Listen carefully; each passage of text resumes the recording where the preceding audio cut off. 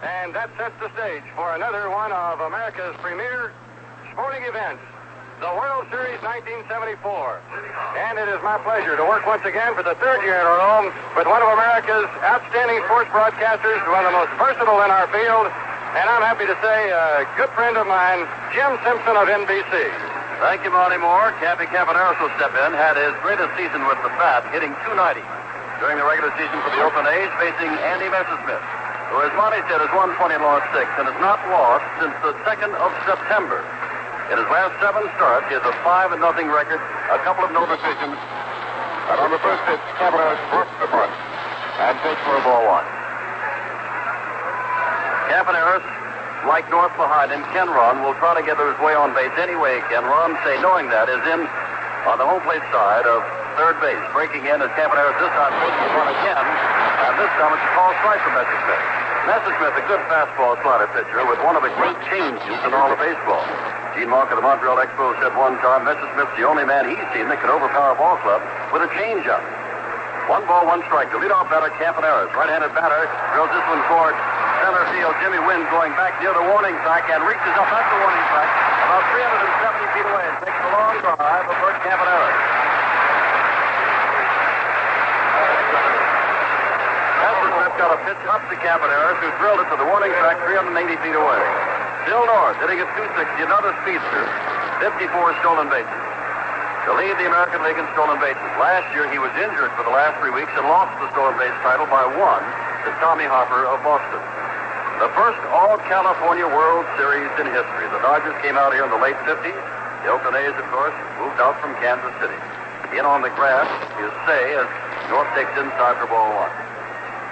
When the top of the first, the weather is absolutely perfect. The temperature expected to be about 73 as a high this afternoon. The 1 ball pitch is a strike right down the middle. 1 ball, 1 strike. North taking all the way and now turns around to talk to umpire Tom Gorman behind the plate. Gorman is the senior member of the umpiring staff. This is his 5th World Series. Back again with a low pitch from Messersmith, and it's 2-1. Say continues to hang on the edge of the grass at third base, anticipating the possible bunt by North. North, the switch hitter. Garvey playing back at first base, swing and miss, and it's 2-2. Defensively, Garvey's at first, Lopes at second, Russell the shortstop, Say at third. Buckner out on left, Wynn in center, Ferguson at right, Gager calling the pitches behind the plate. The 20-game winner, Andy Messersmith. Fouled off and up and out of play off to the left. Count remains 2 balls, 2 strikes to North, the second batter in the 1974 World Series. A slightly later start tomorrow afternoon here in Los Angeles. Day off Monday.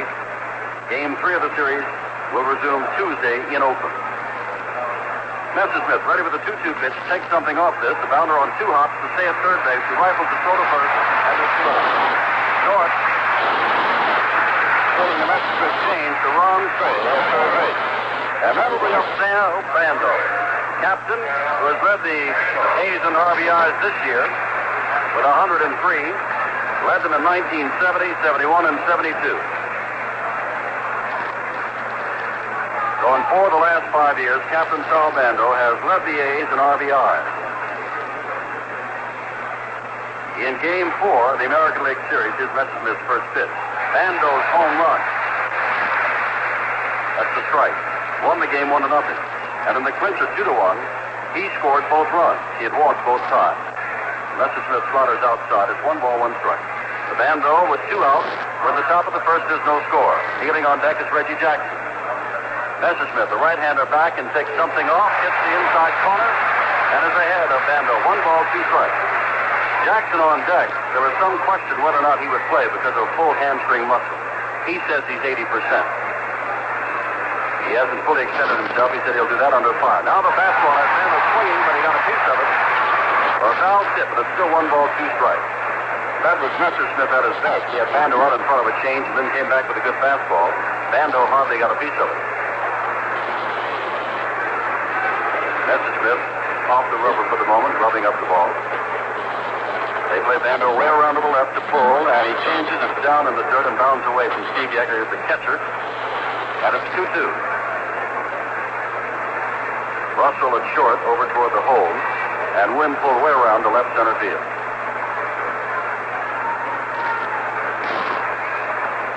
And the Dodger crowd for the moment, capacity crowd, a little quiet. Their Dodgers have yet to come to bat.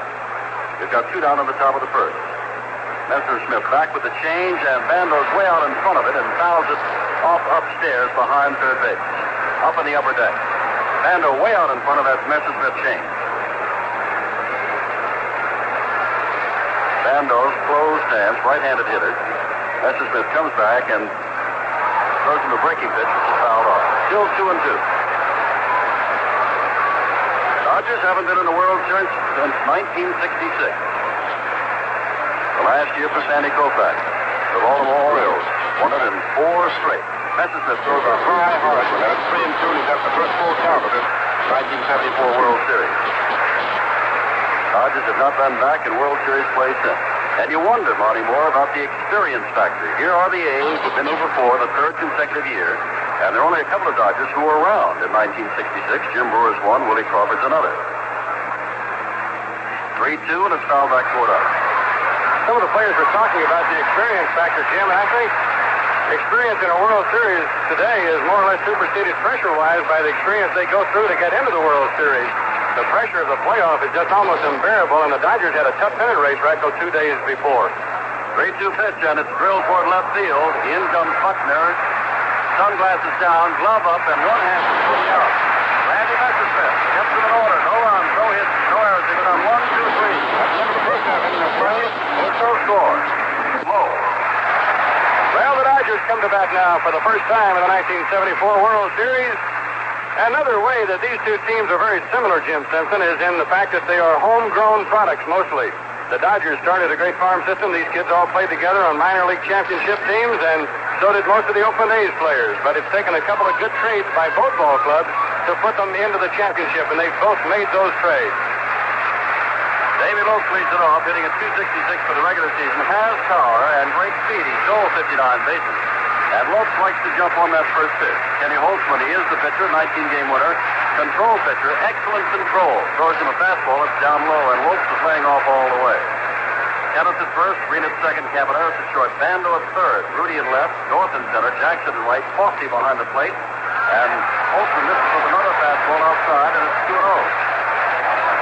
Now Ken Holtzman's doing what comes naturally. This is the 3rd consecutive World Series that Holtzman has started the first game. In 1972, he beat Cincinnati, beating the Reds 3-2 at Cincinnati. And last year at Oakland, edged the Mets 2-1. So he has been here before. And his next pitch, breaking ball over, 2 balls, 1 strike to Davey Lopes with Bill Buckner on deck. No score in the last of the first. Holtzman during the regular season, won 19 and lost 17. And that's ball 3 to Lopes, who looks down at Tom Lasorda, the coach at third base. Some say Lasorda will be the next manager of the Dodgers, when and if Walter Austin decides to retire. 3 balls, 1 strike. Is he swinging? He's taking. And it's a strike. 3-2 to Lopes. Jim Gilliam is the coach over at first base. Buckner stands on deck swinging a bat in the bright California sunshine. Called out on strike. Lopes was going to first base. Donor is ball 4, and he got the pitch on the outside corner and was caught looking. Holtzman was down 3-1, then worked at the 3-2. Lopes taking all the way, and then Lopes lets the fastball of Holtzman nick the outside corner for the strikeout. Buckner hitting at 314, left-handed batter. To face the left-handed Ken Holtzman. Bando in slightly ahead of the bag, and there's a breaking ball for a strike to Buckner, who is taking all the way. Holtzman, as we said, has great control in the last 3 years that he's been with the A's. Not the wild fastball pitcher he once was over in the National League. Comes back and throws another curve down low. 1 ball, 1 strike to Buckner. We've got 1 out in the last of the first, and there's no score. And this is the first 1974 World Series game. Buckner hit 314 during the regular year. Holtzman throws low and away. Buckner had the longest Dodger hitting streak of the season, 17 games. And he was never hitless more than 2 games in a row all season long. Good, consistent hitter. 2-1 the count, and the pitch is hit to left field. Rudy breaking toward the foul line, getting there, and watching it drop in front of him. They have lost a little bit in the sun. Rudy stayed deep on the ball, not breaking in at all, and the ball hung up and dropped in for a single to left field. First base hit of the game. Now Buckner stole 31 bases. As Monty Moore showed you, the Dodgers and the A's are running ball clubs. But Jimmy Wynn has 32 home runs and 108 RBIs. So you would imagine that Buckner would be hanging around for a pitch or two to see whether or not Wynn gets in the hole. Jimmy takes a look down to Tom Lasorda to see how they're going to play it. Tennis is holding the runner Buckner on at first base. Infield, of course, at double play depth. Fando's back at third. Holtzman checks at first, and Buckner's back. Bill Kunkel in his first World Series ever, the umpire.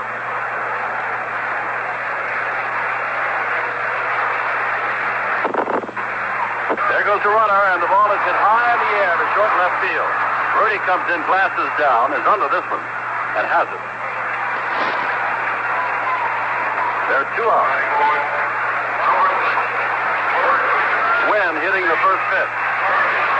Steve Garvey. Well, talk about your Horatio Alger story. A write-in candidate for the All-Star game, one of the few ever to make it, was sick the day before the game, played in the All-Star game, and became the most valuable player in the All-Star game. Went on to hit .312 during the regular season, .389 in the championship with a couple of home runs and 5 RBIs.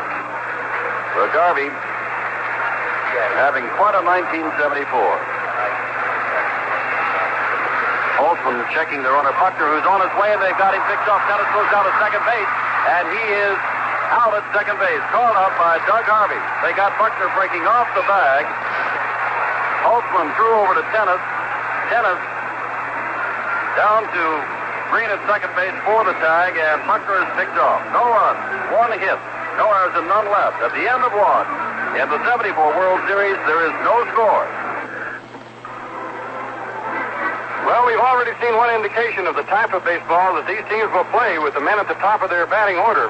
There'll be a lot of running tried in this World Series, and the catchers and the pitchers, particularly the pitchers on how they can hold a man on, and the catchers how they can throw, could make a big difference in this series, which is expected to be a low-scoring one with this fine pitching.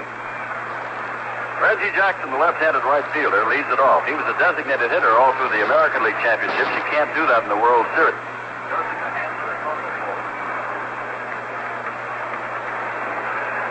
Jackson takes strike 1 on the outside corner.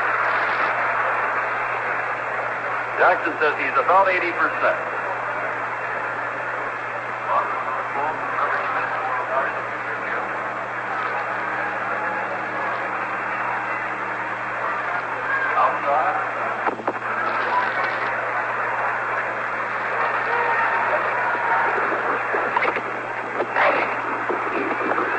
Having a little microphone trouble, and that's why I cut out for a moment, but everything's all right now, and then it's 1-1 to Reggie Jackson.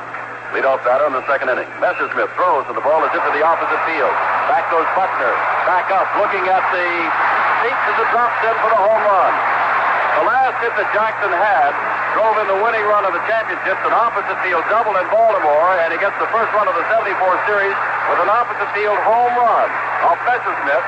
And for Messersmith, that's been his problem this year. He gave up 24 home runs during the regular season. The first hit, the first run, belongs to Reggie Jackson. And there was a question whether or not he was going to play. That'll be Rudy. Hitting at .293 for the regular season. 22 home runs and 99 RBIs. Rudy, the very fine left fielder of the A's, closed stance all the way, right-handed batter, and takes a fastball in tight from Messersmith. Ball 1.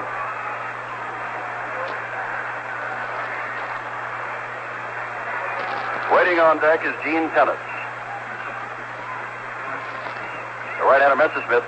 There's the change. Swing and a miss by Rudy, who's out in front of it, and it looks as though the ball might have hit Yeager on the hand. Steve crouches down, holding on to that right hand. Crowd again here at Dodger Stadium, very quiet. That is Jackson's second series home run. He hit one last year when he led everybody in RBIs with 6. Bouncing ball up the middle, base hit. Second consecutive hit of Andy Messersmith.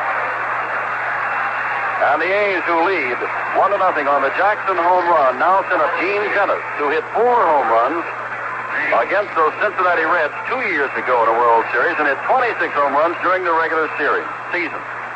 Dennis, a right-handed batter, looking down to Bobby Winkles. Rudy, not a real threat to go at first base. He stole only 2 bases all year long. Nobody out. Top of the second inning. Messersmith checks, but Rudy's only got about a step lead off the bag, being held there by Steve Garvey.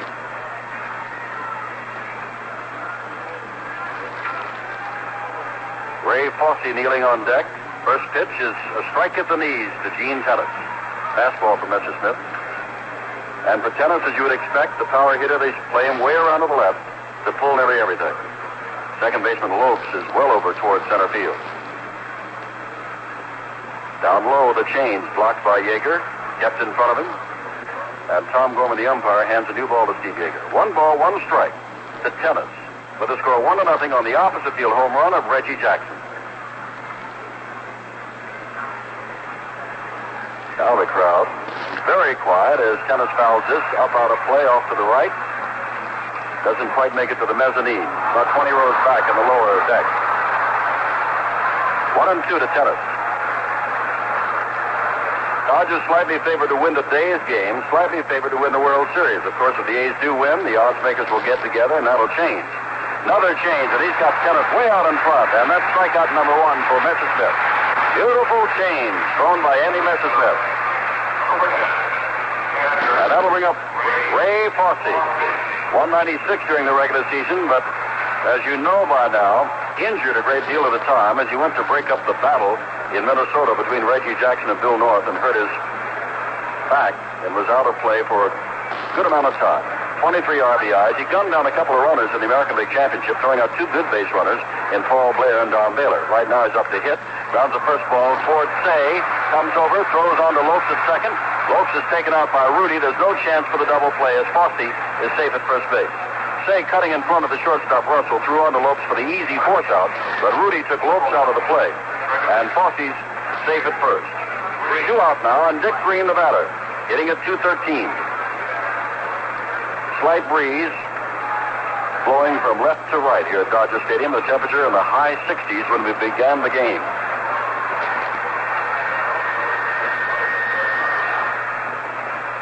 Green, the right-handed batter, watches the first pitch, gets the outside corner for a strike.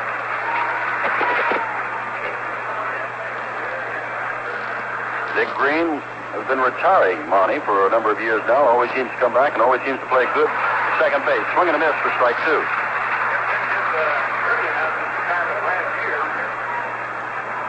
But he came back in spring training and actually had the best first half of a season he's ever had in the big leagues. 2 strikes, and on 2 strikes they're running as there's a foul tip strikeout. Fosse is running, and Fosse's not a threat to go, but with 2 strikes to Green, they'd almost rather have Green lead off the next inning. Should he strike out or go out, Fosse be thrown out. Fosse goes down and gets thrown out, not much of a threat. Green would again be given a life and would lead off the 3rd inning for the Oakland A's instead of having the pitcher Ken Holtzman lead it off. So with 2 out, Yurdy's, this time he's not going, and this time Green strikes out anyway. So all of that strategy just goes right out the window. But the big blast is the big story. Reggie Jackson's home run. 1 run on 2 hits, no errors, and Fosse left at first. We go to the last of the second, and it's Oakland 1 and Los Angeles nothing. Steve Garvey leading off the Dodgers second inning. A line drive toward right field, bouncing in front of Jackson, and he's on for the base hit. That's the second hit off Ken Holtzman. Garvey continues his hot hitting all season long, all throughout the playoffs and now in the World Series. And that brings up Joe Ferguson, the catcher today, playing in the outfield, as he so often does to get his bat in the lineup. Hitting .252, 16 home runs, 57 RBIs. Started off the year as the number 1 catcher for the Dodgers. And Steve Yeager moved in, and when Ferguson came back, he went to the outfield. Yeager remained behind the plate. Ferguson takes a breaking pitch inside. Ball 1. 1-0 on the Jackson home run, which led off the A's second inning. But the Dodgers are back in business now with Garvey at first base. On a count of 1-0 to Ferguson, who takes the fastball down low, and Fosse runs out to say something to Kenny Holtzman. In the last 14 games, including playoffs, from August the 5th, Holtzman has had an earned run average of 1.53. A 9-5 record. He's only given up 17 earned runs in the last 100 innings of pitching. 2-0 the count to Ferguson. Outside, and Holtzman, the control pitcher, finds himself way behind the Ferguson, who looks down to Tom LaSorda. the coach at third base.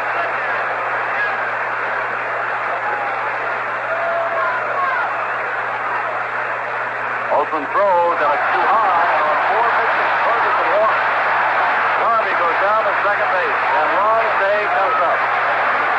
First walk of the ball game. Day, they call him the Penguin. A short but powerful young man who hit for a .262 average, but with those 18 home runs had 97 RBIs. The Dodgers, who used to be known as kind of a pitch and putt ball club, playing for one run in the great days of Drysdale and Koufax, have some power now to go with their big twosome of Messersmith and Sutton with Mike Marshall in the bullpen. They're down by a run, but they've got the leadoff runners on first and second, Garvey and Ferguson. Say, the right-hander, waits. Holtzman pitching, of course, from the stretch, misses outside and high, ball one.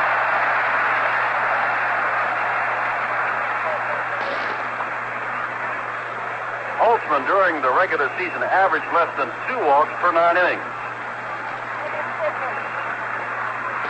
Ball one pitch, ground ball, bouncing toward Campaneris, flips to Green at second, back to first. They've got him at first.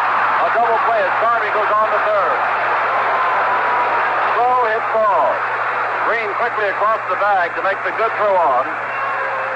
They get Say, who is not one of the faster of the Dodgers. And that'll bring up Bill Russell, hitting .269. The bullpen for the A's, Monty, is busy. That's Glenn Abbott, Jim.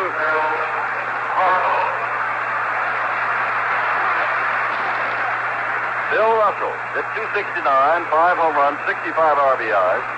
The outfielder converted to a shortstop. Made 39 errors this year, but Russell is taking over and improving every year and every game as a fine fielding shortstop. 1-0 our score on the Jackson home run. We've got 2 out and the tying run at third base in the person of Steve Garvey. Holtzman to throw to Russell is taking all the way a strike. Holtzman has that great control and does throw a lot of changeups, but not the kind of changeup where as much as Messersmith will throw. Comes back with the change there, missed outside, and Fosse may have been crossed on that sign as he runs out to speak to Holtzman. Jim, the A's are well aware of the Dodgers having several times this year bunted with 2 down and a runner at third base, and Ray might have been alerting Kenny to help cover that line. 1 ball, 1 strike. Fastball outside. 2-1. Garvey's coming down the line, not a big lead at all. Bandor is playing off the bag at third base, about even with it.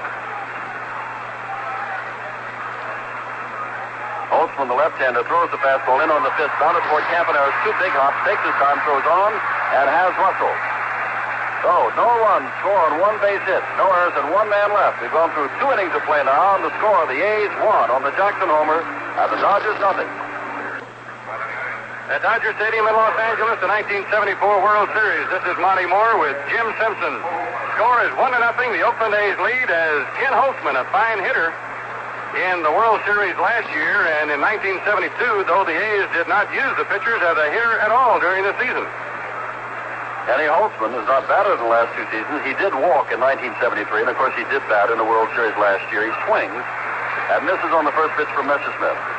And as Monty said, Holtzman is a good hitting pitcher. Averaging 158. The strike 1 pitch from Messersmith is too high, and it's 1-1. Our score is 1-0. Jackson hit a line drive home run to the opposite field, leading off the second inning for the A's. Holtzman, who throws left, bats right, takes down low. It's 2-1. Brilliant sunny day. They haven't had too much rain here, although they did have some rain during the playoffs, but you could tell on the bouncing ball that ended the last inning that the ground is hard. There's a foul tip off the mask of catcher Steve Yeager. 2-2.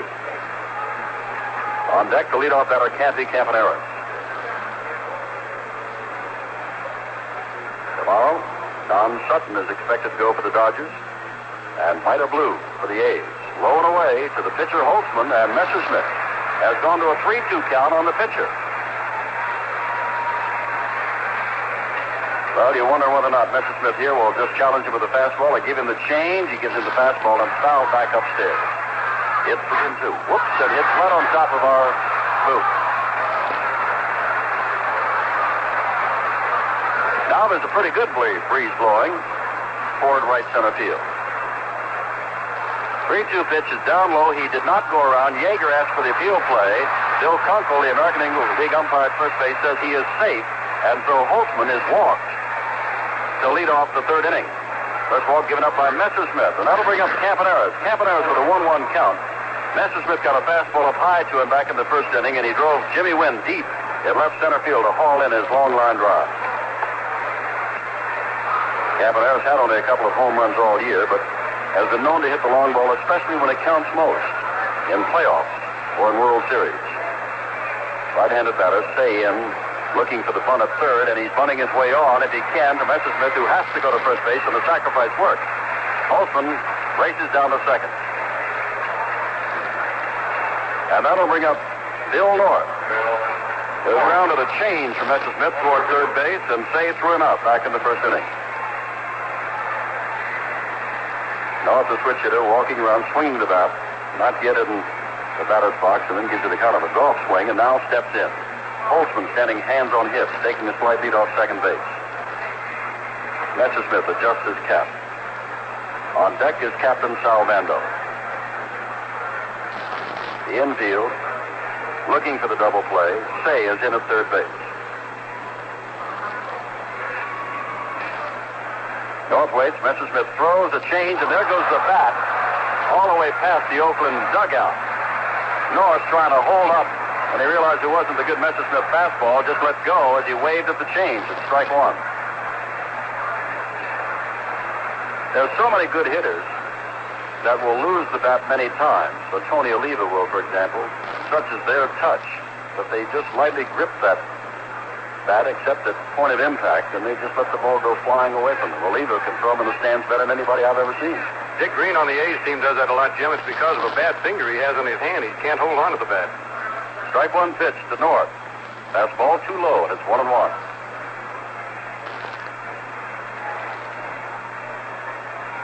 They're playing North slightly the other way. They're not playing him to pull it off. Back with the fastball. He swings and misses, and it's 1-2. Messersmith down 1-0, and with Holtzman at second base and one out, is ahead of the batter North, 1-2.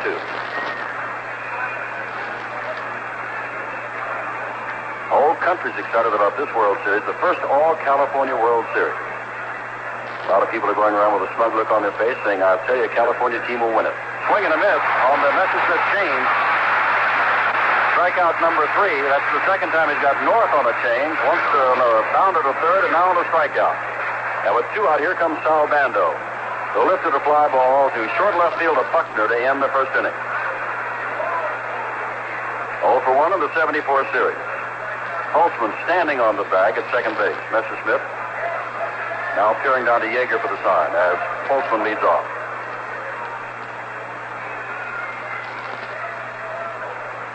Wind now blowing out. There's a swing and another foul off the mat with Yeager, and that's 2 in this inning.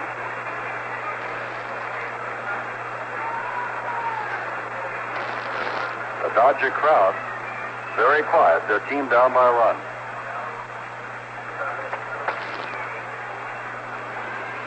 Messersmith throws a breaking ball, and Yeager looks like he was crossed up on that one. He was jumping inside, and the ball came floating up there on the outside corner, and Yeager went out to say something to Messersmith. 1-1. Well, you always talk about pitching in a short series. You couldn't ask for 2 more accomplished pitchers than today's matchup or tomorrow's matchup. 1 ball, 1 strike. Messersmith is ready and throws a fastball right by him, swing and a miss. 1-2. Talking about the A's is Bonnie Moore and I were at all of their problems.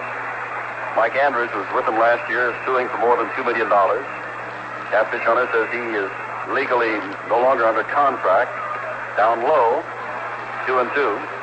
And, of course, Raleigh Fingers and Blue Moon Autumn had their little battle yesterday, and the headlines in the Los Angeles paper this morning said the A's must be ready. They're fighting. It's 2-2 with 2 out. Messersmith looking back at Holtzman, comes in with the change and strikes him out swinging. Well, in trouble on the walk to Holtzman. Messersmith gets out of it. No runs, no hit scores, and Holtzman left standing at second. We go to the last of the third. The Dodgers trail the A's 1-0. Ready to go into the last half of the third inning now. The score 1-0. Oakland over Los Angeles. Jim? And you know what? You're going to talk about good shaves at the end of the inning. I can tell by the look on your face. We go to the last of the third. Here's Yeager up for the first time. 1-0. Holtzman, the pitcher out there for the Oakland A's. Yeager, like so many of the Dodgers, in the double figures in the home run department. And he even doesn't during the regular year. Bouncing ball up the middle. Green can't get to it. Base hit. That's the third base hit for the Dodgers. But the big point is that until now, the first men that have gotten to base have not been able to score. Say was left at third. Or rather, Garvey was when Say bounced into a double play back in the second. And Buckner was picked off of first back in the first inning. So now the Dodgers will try to get their game going again. Yeager, not the real threat to go, as are so many of the other Dodgers, meaning, of course, Lopes and Buckner and Wynn and Russell. Andy Messersmith up there. Bando creeping in at third base. Messersmith squares around the bunt and does so foul past the Oakland A's on-deck batting circle. And it's strike one. From Los Angeles, California, sunny skies, the hills extending out beyond center field, right field. Beautiful Southern California weather. And here we are in the middle of October, the 12th day of October, the first day of the 1974 World Series, and we've got a full week ahead of us. Consultation is over. Holtzman is ready. Messersmith with a count of 1 strike. They're still anticipating the bunt, but they'll check Yeager at first base because Tennis is going to break just as soon as Holtzman is in his motion, and he wants to hold Yeager as close as he can. Yeager with pretty good lead off first base now. Now they're breaking in, and the pitch is outside, and it's 1-1. Messersmith didn't even have to offer it that, and now he looks down to Tom Lasorda at third base. Lasorda tells him whether or not the hit or bunt sign is on, and you never can be quite sure with Messersmith. He hit 240 with a home run and 11 RBIs. He can swing the bat, but he's around the bunt again, and they miss outside again, and it's 2-1. Holtzman is well aware that Messersmith can swing the bat. Most are expecting the bunt.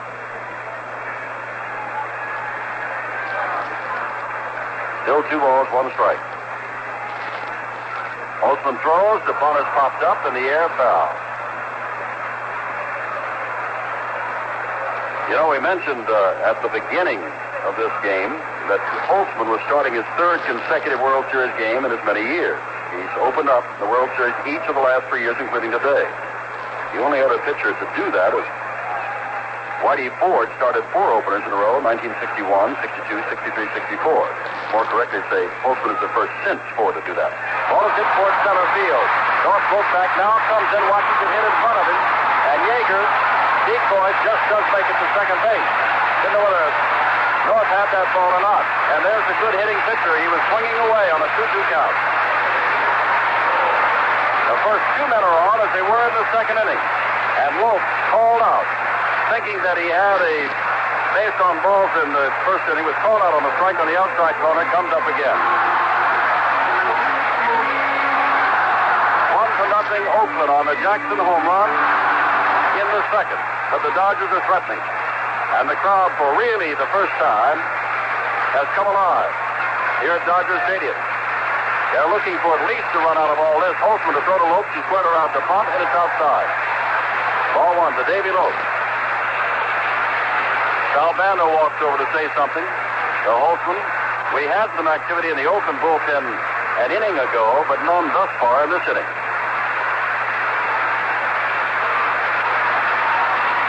Jim, the A's have a couple of special plays they put on in what they feel are sure bunt situations. Sal Bando is giving some signs to the infielders now. They may put a play on where he charges the plate and Campaneris covers third. That's what's going on right now. Now the pickoff play at second base as Green comes over. What they hoped there, Yeager was watching Campaneris break toward third, but Green was breaking behind him to the bag. The throw from Holtzman not in time.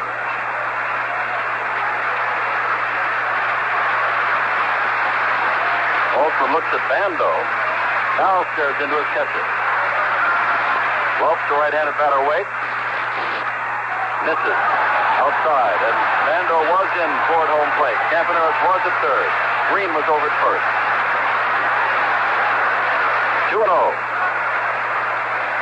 Holtzman, a control pitcher, down 2-0 to Lopes. He walked Ferguson back in the second on 4 pitches.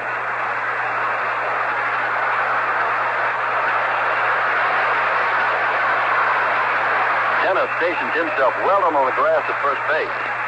And Lopes is swinging away, hitting it high and a short left field. Over toward the line as Rudy glasses down. And right at the line, he is pounded into by Campaneris coming out, but holds on to the ball, and Campaneris is mildly shaken up and now comes back. Campaneris, the ball like that is the left fielder. He's coming in with the play in front of him. Campaneris was going out with his eye on the ball, and they just collided. But it's one out. And Buckner, who singled and was picked off back in the first, is up for the second time. Buckner, a left-hander, facing the left-hander Holtzman.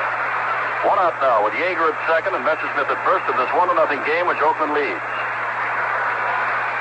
Dick Green walked over to Campaneris. Campaneris kind of pushed him away, saying, "I'm all right, Dick. Go back and take your spot."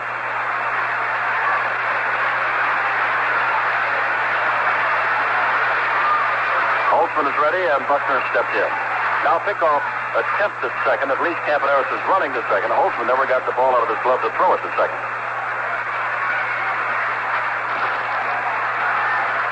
Holtzman throws and gets the inside corner. He'll come inside, left-hander to left-hander, with a good fastball of his. 1 strike. Oakland has their 1 run on 2 hits, no errors. The Dodgers have no runs thus far on 4 hits and no errors. Holtzman ready again, and this one again is hit to left field. Rudy is going back, getting under it now, near the warning track, and throws. No cutoff man was there. Campaneris was out down the left field line, and Rudy threw it in toward nobody. And Green had to break over from second base to get it. But the runners, of course, did not move up. There's 2 out now, and it's up to Jim Wynn. Wynn jumped on the first pitch he saw in the ball game back in the first and flied to Rudy in short left. But Wynn has been a man for the Dodgers since coming over. Got that great start. Wound up with 32 home runs and 108 RBIs. Toy Kennan, all those years with Houston, now a Dodger and now in a World Series. Right-handed batter, not big but very powerful. Holtzman throws to him, a change, and it's a strike.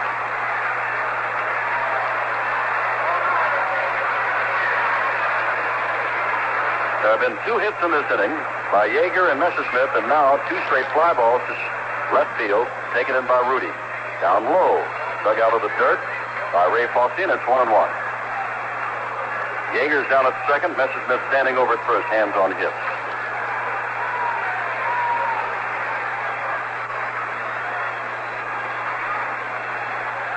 Jim Wynn with the closed stance, staring out at Holtzman. Green playing games with Yeager down at second base. Now goes back to his regular position. Change misses outside there. And the count goes to 2-1 with 2 out to Jim Wynn. Not only are North and Rudy pulled around to the left, but they're playing Wynn extremely deep. Ball is grounded toward Bando, a good third baseman who tags the bag at third, and again, the Dodgers go frustrated. No runs after the first 2 men got base hit. No errors and 2 men left. At the end of 3, Oakland 1, Los Angeles nothing. Under par, 33. Well, at Dodger Stadium in Los Angeles for Game 1 of the 1974 World Series, this is Monty Moore with Jim Simpson, and we're happy you're with us today, wherever you might be around the world. These 2 teams, in order to get into the World Series, and it seems as though it's always that way with a champion, had some teams that they had to just clobber to get here. For instance, the Dodgers beat San Diego 16 times out of 18 games. They beat the Chicago Cubs 10 times out of 12. They beat Houston 13 times, San Francisco and Cincinnati 12 each. The Oakland A's didn't have anybody that they beat nearly as badly as the Dodgers did San Diego, but they had a couple of clubs. The A's beat Minnesota 13-5 and California 12 out of 18.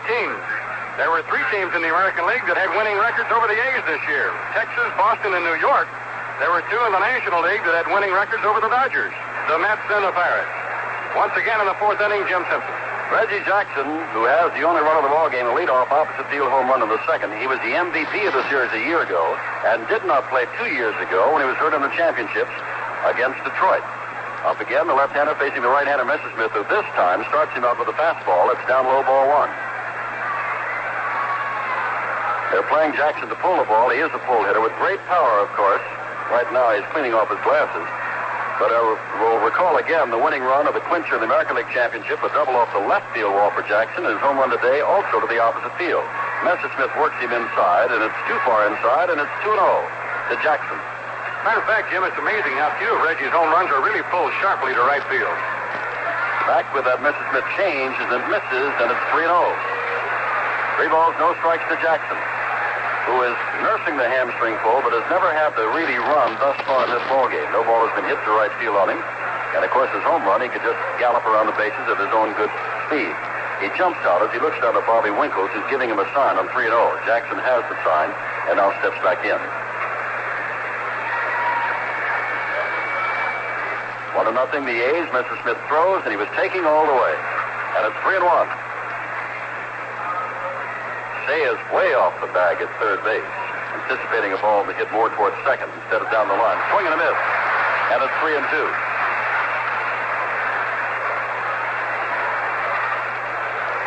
3 balls, 2 strikes to Reggie Jackson.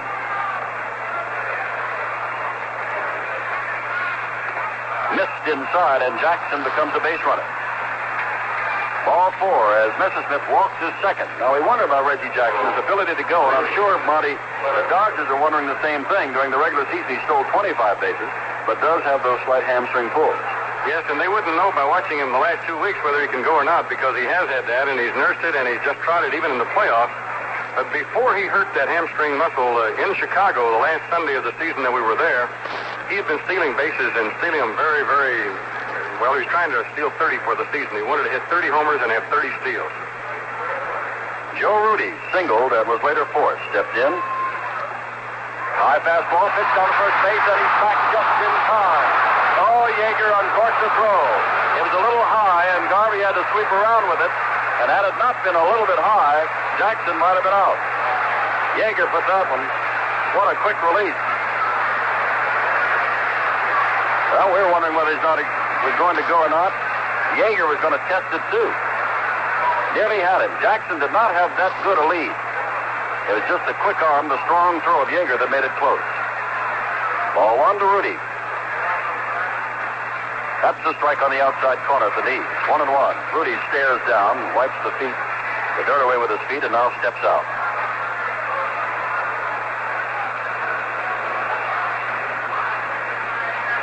Jackson walks a step or 2 off at first base, held by Garvey. We're in the 4th. Messersmith looks and now throws, and the ball is fouled off to the right, and it'll hit behind the Oakland dugout, 4 or 5 rows deep. 1-2.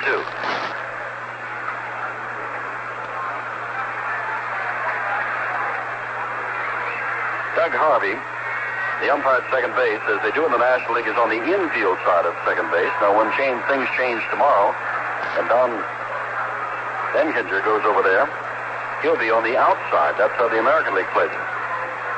1 ball, 2 strikes.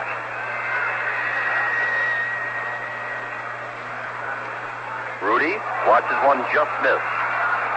Many of the Dodger fans did not think it did miss. It's 2-2. We've had a man picked off, we've had a double play, but the only real excitement, the big blow of the game, has been that of the home run by Reggie Jackson in the 2nd. Dodgers have sitting rather futile, getting the leadoff first 2 men on in both the 2nd and 3rd, and not able to score. Rudy swings and misses and strikes out. Strikeout number 5 for Messersmith, and he struck out 3 of the other 4 men, the last 4 men that he's faced. Tennis, who struck out, swinging at a change in the 2nd inning, is up again. With 1 out now, and Jackson on at first. As Tennis moves to the batter's box, Fosse comes out on the on-deck circle. Tennis had one of those times in the 1972 World Series with Cincinnati, swinging and missing, and again it's the Messersmith change that has him out in front. Those 4 home runs that Tennis had. Came into his own as a slugger last year, and certainly this year with his 26 home runs. Change misses inside. Messersmith can throw, and sometimes does throw as many as 50% change-ups. 1 ball, 1 strike, 1 out. The pitch is grounded toward third base. Say has it. Goes down to second base to Lope. Back to first base. Safe at first.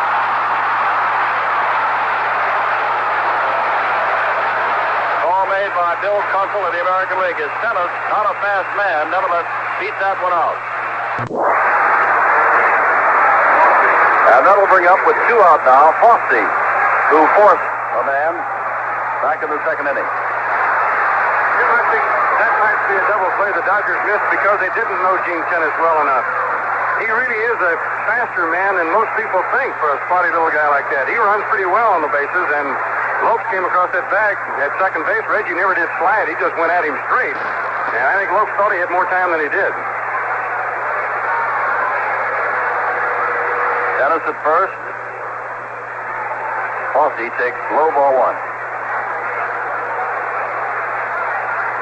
Well, for the Dodger fans, as we said, it's been an afternoon thus far. We're only in the 4th inning of futility. They're not out of the ball game. They're only down by a single run, the only run of the ball game. But nothing has gone right. The calls from the umpires, and they think that's outside ball 1. And, of course, their own batters who have gotten on base and haven't been able to be moved around to score. 2-0 is the count now to Fosse.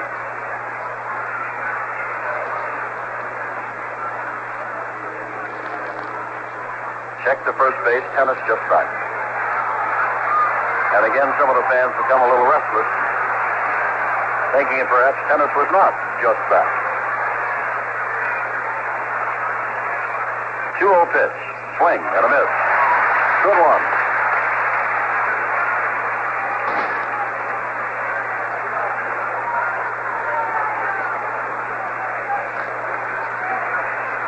Messersmith, like Holtzman, a very fast worker. They're running, and there's a ball drilled down the line, and it's just foul. Down the left field line. Fosse got out in front of a Messersmith change and almost had himself an extra base hit. And with Tennis running on the play, it would have been interesting to see whether or not he could make it all the way home. But that becomes just conjecture now because it's 2-2 with 2 out, and Tennis walking slowly back toward first base. Steve Garvey, the first baseman, is talking with first base umpire Bill Kunkel. 2-2 to Fosse, who steps back in.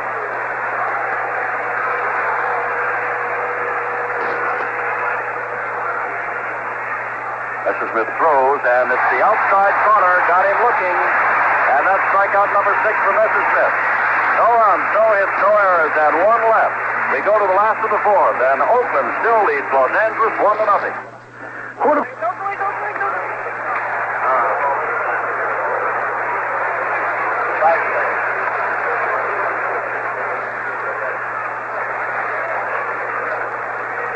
Dodger 4th, Garvey took the first pitch inside and fouls the next pitch off, and it's 1-1 to Steve Garvey, leading off the 4th inning. Back in the 2nd inning, Garvey took a pitch and then singled to right and was left at 3rd. After Ferguson walked, Say bounced into a double play and Russell grounded out. 1 ball, 1 strike, and there's the change-up breaking ball. And Garvey misses. It's 1 ball, 2 strikes.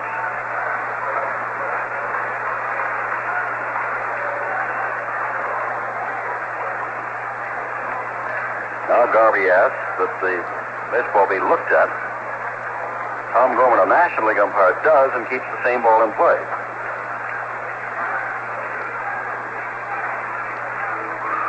Ken Holtzman staring into Ray Fosse for the sign, and now has it, acknowledges it, and throws. It's a breaking ball, and it's fouled behind the plate. Still 1-2. I haven't been to the Dodger Stadium in some time, Monty Moore, and of course you work in the American League, but the crowd is very quiet, with the exception of when the Dodgers have something going, because this is a sellout today. I'm sure there's some seats empty, but I don't see them. Accidentally fouled off behind the Oakland dugout. Count remains 1-2. Garvey is actually trying to check his swing, hold back, and the ball hit the bat.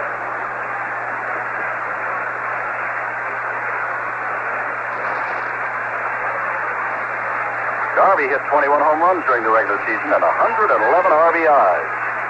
1-2, and he grounds this one to Campaneris. Down low, Campy picks it up and throws on to Tennis, and there's 1 out on the Dodger 4th. And that'll bring up Joe Ferguson, who walked on 4 pitches back in the 2nd inning. 1-0 our score. The only run of the ball game, a leadoff home run by Reggie Jackson to the opposite field back in the second inning. And Jackson was a source of wonderment all week long whether he would be able to play after being used as designated hitter only during the championship because of the pulled hamstring. Ferguson takes the first pitch at the knees from Ken Holtzman, strike one.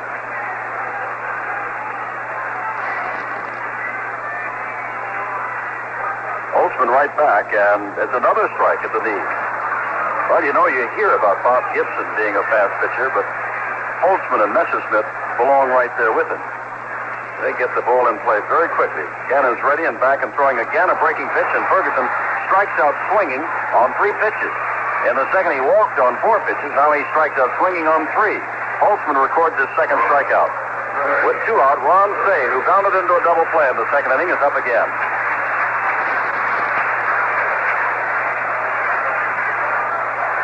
Light of blue tomorrow for Oakland. And Don Sutton, who was so exceptional at season's end for the Dodgers. Holtzman throws the fastball outside to Cey. And then we move on to Oakland for Tuesday. That'll be Al Downing for the Dodgers and Jim Catfish Hunter for the A's. Ground ball past Vando's glove into left field, and Cey has the 5th base hit off Ken Holtzman. With 2 out, the Dodgers have Cey at first and Bill Russell coming up.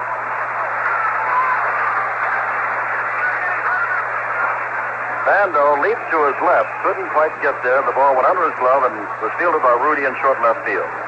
Russell takes a look down to Tom Lasorda, the third base coach, before stepping in.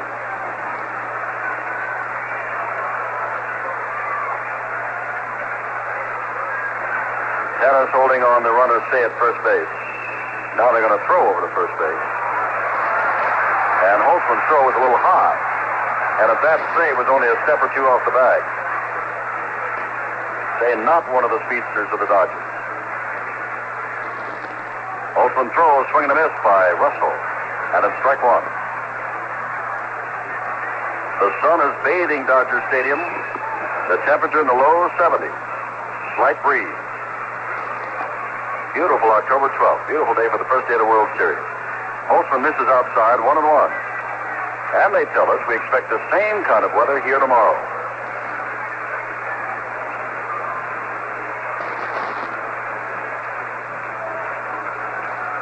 Holtzman looks at Cey and now comes in and just does miss. Russell started to offer at the change, laid off, and it's 2-1. Lasorda just glanced into the dugout to Walt Alston, has his signs down as was laying them on to Russell.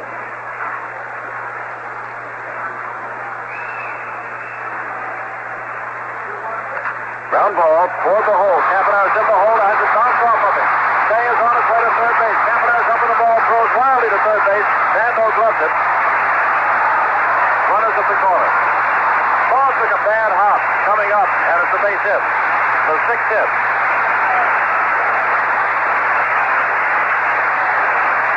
Cey's at third, Russell's at first, 2 out, last of the 4th, and Yeager, who had a base hit in the 3rd, due up again, and Alvin Dark is quickly out of the dugout. With 2 out, Dark might want to be reminding Kenny Holtzman of several things. Number 1, what the scouting report says about Yeager. Number 2, what did you throw him last time when he got the base hit? And number 3, as Monty Moore pointed out, very often with a man at third base and 2 out, the Dodgers will bunt. So he wants to alert everybody of all situations. I think the big thing here, Jim, is the fact that Russell's at first base and he's a tremendous threat to run, and the A's have to set up their defense on whether or not they're going to throw the ball through to second base in case Russell breaks.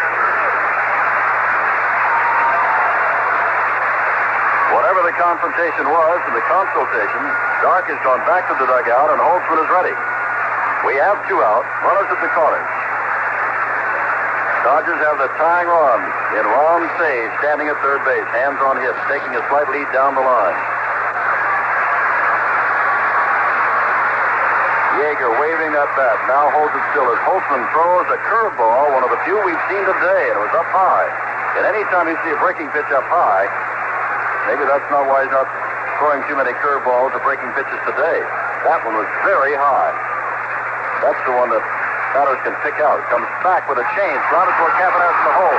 Up with it. Throws to Green at second base. They got him. And again, the Dodgers for the third consecutive inning have 2 men on and can't get them home. No runs, 2 hits, no errors, and 2 left. At the end of 4, Oakland 1 and Los Angeles nothing. In the playoff championships just concluded, the American League playoffs, the A's beat Baltimore 3 out of 4, and they were low-scoring games. As a matter of fact, Oakland's last 2 wins were 1-0 and 2-1. The A's had won another game 5-0. Baltimore won their game 6-3. The Dodgers, on the other hand, didn't have really that many close games. They defeated Pittsburgh 12-1 in the clincher. The Pirates knocked off the Dodgers 7-0. Dodgers beat the Pirates 5-2 and 3-0. Dick Green leads it off in the 5th inning for Oakland. Green struck out, one of 6 men that Messersmith has struck out in his only other appearance.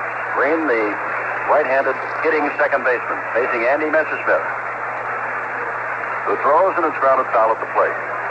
Well, you know, in 12 of the last 14 World Series games, there have been no complete games by a pitcher on either team. So you get down to the bullpen, and of course Mike Marshall is down in that Dodger bullpen, and you've got Raleigh Fingers and company over in the A's bullpen, so you look to your bullpen. But right now, both starting pitchers have been very effective. Messersmith changes outside. 1 ball, 1 strike to Green. Messersmith comes right back with the pitch. Ground ball, Say leaps to third base, takes it on 1 big hop, and fires over to first base for the out.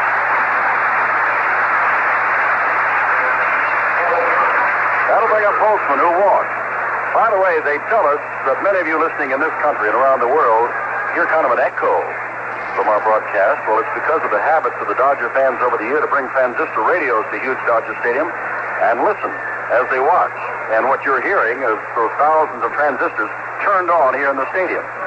They sound like we're in an echo chamber now and then. Holtzman takes a strike on the outside corner. 1 out in the 5th. Messersmith right back and throws the breaking pitch, but it just stays high, and Holtzman has to duck his head to have it sail over. 1-1. Cappy Cavanagh stealing on deck. Swing and a miss by Holtzman. The A's, who lead 1-0, have left 3 men on base. The Dodgers, who trail, have left 5 men on base in 4 innings and had another picked off. Fastball misses low and away, and it's 2-2 to Holtzman, the pitcher.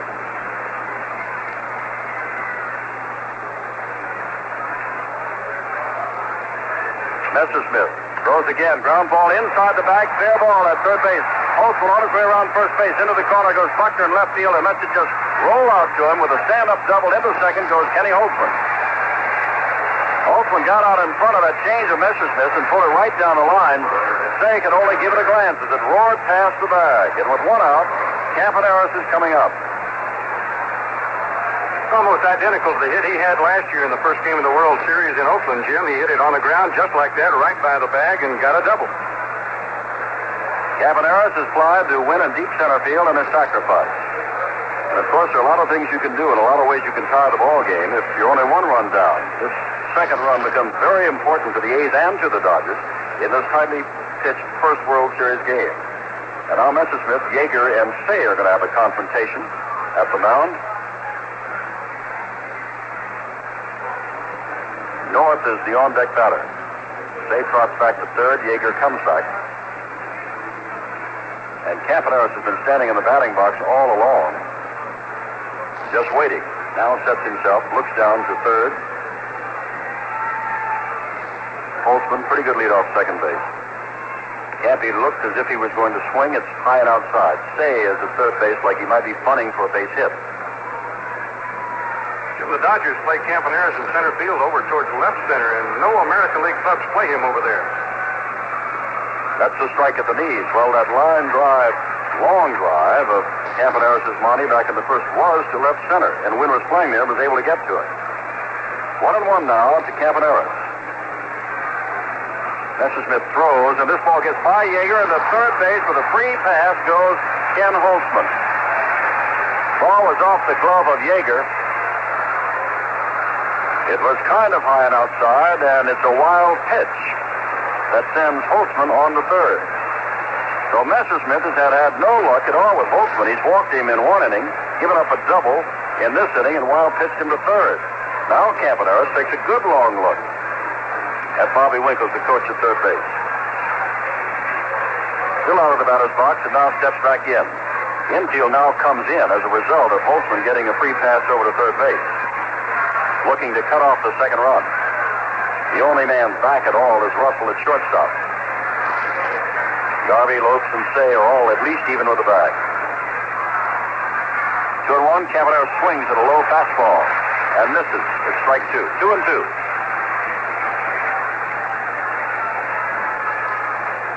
Holtzman standing at third, won last year's first World Series game and the World Series game before that against the Mets last year and the Reds 2 years ago by a single run in very tight ball games. He beat the Reds 3-2. He beat the Mets 2-1. He's involved in a 1-0 decision now. Campaneris had a brief talk with Bobby Winkles, the coach at third base, and is now ready again. 2-2 the count.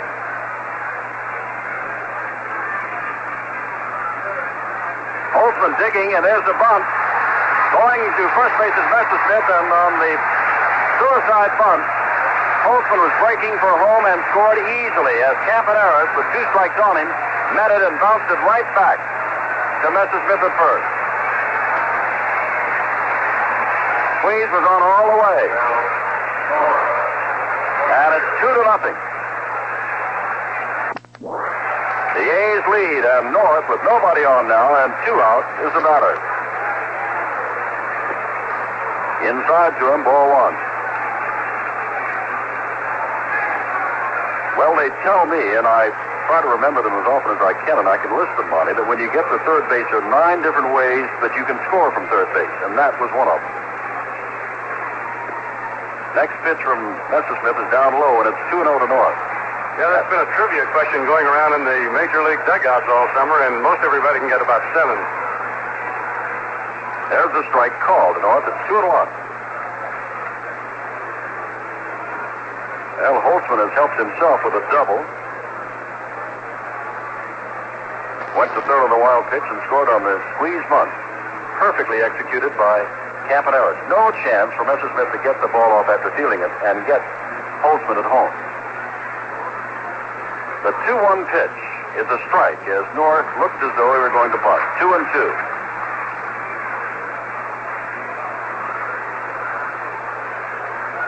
The A's haven't had too many base runners and have gotten a couple home. One on a home run, of course. The Dodgers have had a lot of base runners. That's inside, and it's 3-2, and haven't been able to get anybody home.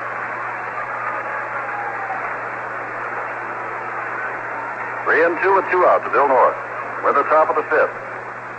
Messersmith throws him the change. It misses outside, and there's another base runner as Messersmith has walked his third man.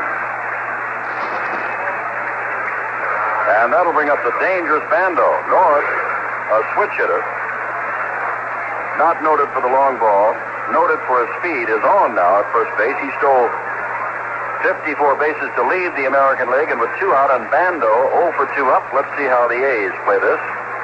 Garvey holding, as North has already taken a couple of strides off first base. Pretty good lead. Messersmith checks it. He's got to dive back. The ball gets away from Garvey, but just rolls a few feet away. North stands up.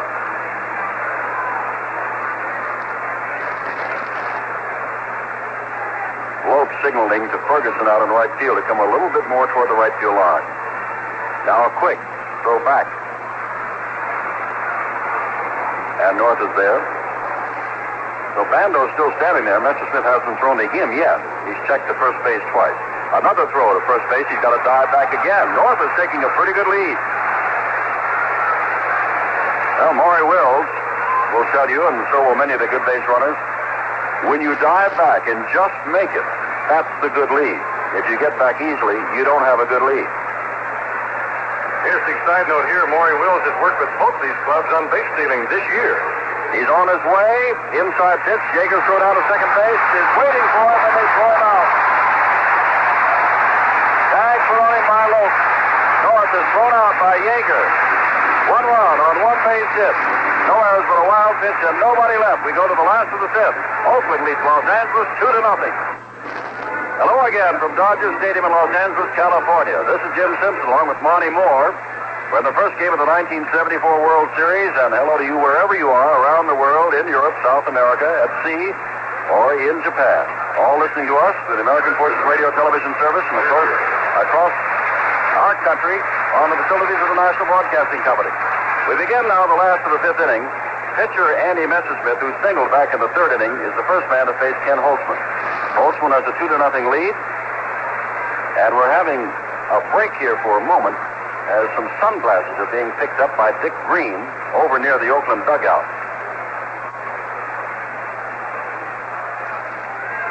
Kenny Holtzman, who has helped himself along, waits on the mound. He was the first Oakland pitcher to come to bat this year. And he is, as you know, he has walked and doubled this year, and he's 3 for 9 in World Series competition. And all 3 of his base hits were doubles. Monty recalled one of them to you. Now Dick Green has his glasses at second base. Messersmith looks down to Lasorda before stepping in, and as we begin the last of the fifth in a 2-0 game which Oakland leads, here's the voice of the Oakland A's, Monty Moore. Thanks again, Jim, and hi, everybody. Andy Messersmith, the batter, and here's the pitch, and it's bunted foul off the first base line. Messersmith has all the written reports about him in the A's hands as to what a fine all-around athlete he is, and he just showed right there that he feels he has good speed. He tried to bunt his way on. He is an excellent fielding pitcher, a good hitter. He had 23 hits for the year and drove in 11 Dodger runs.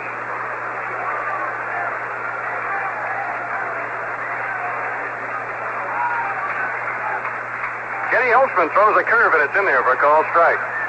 No balls, 2 strikes. Raleigh Fingers is up in the Oakland bullpen.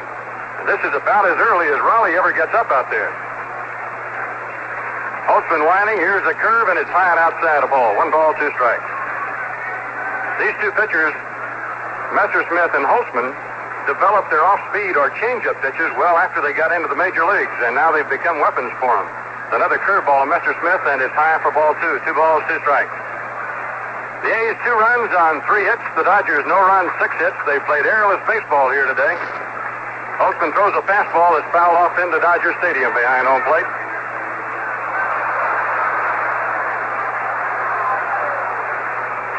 Pitchers tomorrow, Vida Blue for the Oakland A's, Don Sutton for the Los Angeles Dodgers. Holtzman takes the sign and throws a letter pitch. He strikes him out swinging. Messersmith down on strikes. That's 3 strikeouts now for Holtzman in the game. 1 down and back to the top of the batting order, and here's Davey Lope.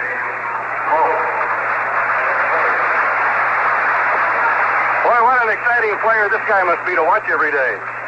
He's had some sensational days. He's one of 2 Dodgers to hit 3 home runs in 1 game this year.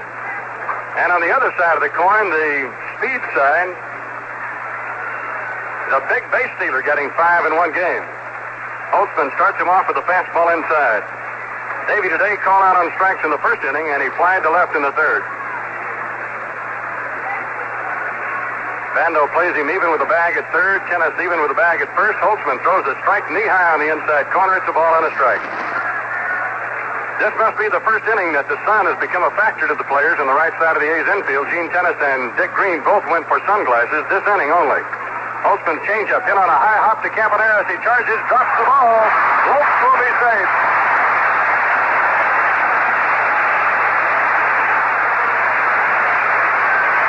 Davey Lopes hit a high hopper behind the mound. Caponera came charging in, knowing he was going to have to hurry to get to the ball before he took the second hop.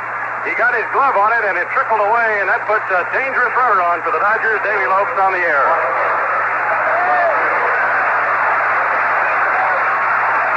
Is a factor in baseball in many ways, and that's one of the ways defensive players, realizing the speed of a runner, oftentimes make mistakes in haste, and Caponera did just that. Now here's Bill Buckner, the Dodger left fielder, with Lopes leading off first. Holtzman drives him back in with a throw over there. 1 out, 5th inning, 2-0, Oakland leading.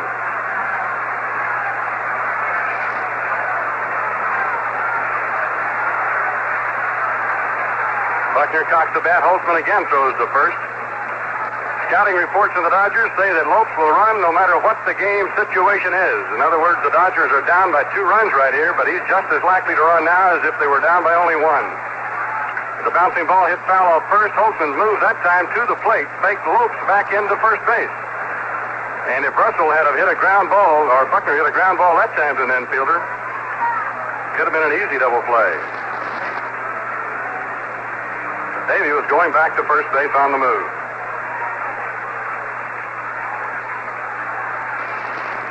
Holtzman lobs the ball to first again. Against Buckner, Joe Rudy plays very close to the foul line and left. Holtzman holding. There goes the runner. The pitch swung on, passed over the first baseman's head in the right field. Lopes goes around second on his way to third, and Buckner is safe there. They're waving Lopes in. Here's a throw by Jackson. It's cut off, and he scores.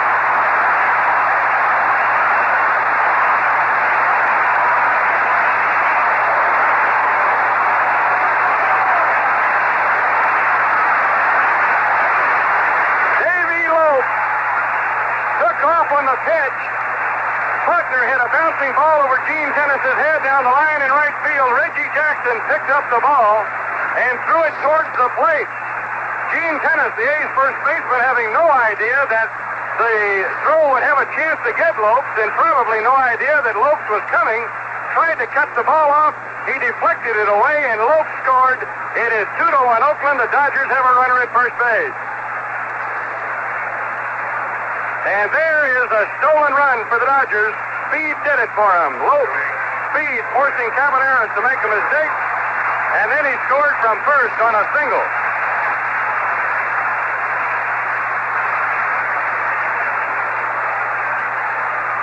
So the Dodgers have Buckner on at first, only one out. The batter's Jimmy Wynn, as the Dodgers have broken the scoring ice here.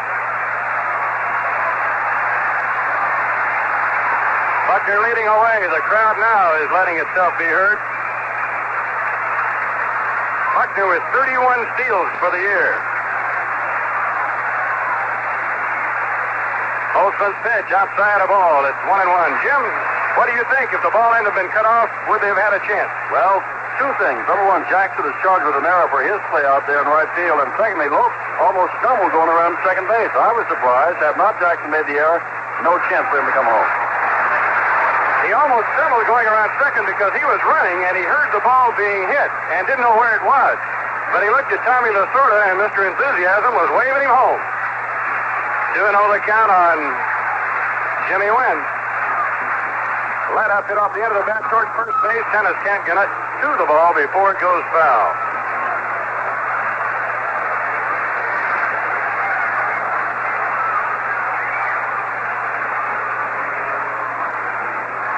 Well, the players said before this game and during the workout yesterday that this dirt and natural grass field at Dodger Stadium is as hard as the artificial turf in some of the stadiums, and we've had some high bouncing balls already. Buckner's base hit bounced over Gene Tennis's head. Holtzman to the plate with a let-up pitch. It's high and outside, ball 3. The A's have made 2 errors here in this inning, and the Dodgers have made them pay for it. 3-1 to win. Big lead for Buckner. Draws a throw, and he beats it back over there to first base.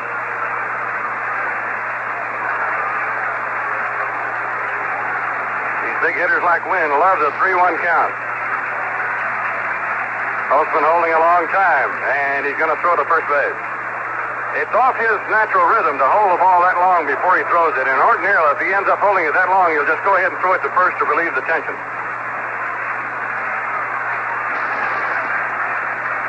Here's the pitch to the plate. Low and inside, he walked him. So the Dodgers now have the tying runner at second base. Alvin Dark is going to the mound right here. And we'll pause 35 seconds for station identification. Los Angeles, California, Dodger Stadium, an excited Dodger Stadium now as the Dodgers are on the scoreboard. And Ken Holtzman is finished for the day. They began to call Alvin Dark the fastest hook in the West for the way he quickly pulled out some pitches. Today he has removed Ken Holtzman after just 4 1/3 innings. And the runner who has scored reached on an error and scored on an error. But the walk to Buckner, or rather the base hit to Buckner and the walk to Wynn, convinced Alvin Dark that it's time to come on and call on Rollie Fingers. Now, Fingers, during the regular season, was in 76 games, won 9, lost 5, had the fine earned run average of 2.65. Holtzman, who has finished, and remember, he had won games in each of the last 2 World Series as a starter in the first game by a single run. He is through today after 4 1/3 innings, 1 run, which is not earned at all, is chargeable, of course, for Buckner and Wynn both. He allowed 7 hits, struck out 3, and walked 2. Rollie Fingers coming on, pitched in 6 games in the 72 series and 6 again in 1973. And in 1974, he led everybody with those 76 appearances. Rollie Fingers has been under World Series pressure before, and he is one of the few A's, Monty Moore, that retained one of those colorful mustaches that the Oakland A's in their first championship year of 1972 wore. And, of course, Rollie Fingers is the man that was in the pushing and shoving match with Blue Moon Odom yesterday and had 5 stitches in the back of his head while Odom came up with a slightly sprained or maybe more than slightly sprained ankle. But Fingers is in there. The Dodgers are in business with Buckner at second and Wynn on at first with 1 out. And the score is now 2-1 Oakland, and stepping in is Steve Garvey, and here again is Monty. One thing that the A's have to look out for with Buckner at second base is that many times this year he's stolen third. As it stands right now with runners at first and second, the double play is in order, but if they don't hold Buckner at second base, they could lose that double play. Garvey, the Dodgers' long ball hitting first baseman is up. 1 away. Fingers' first pitch is a breaking ball, and it's right in there on the knees for a call strike. Rollie throws a big breaking slider. And overhand sinking fastball is his big out pitch.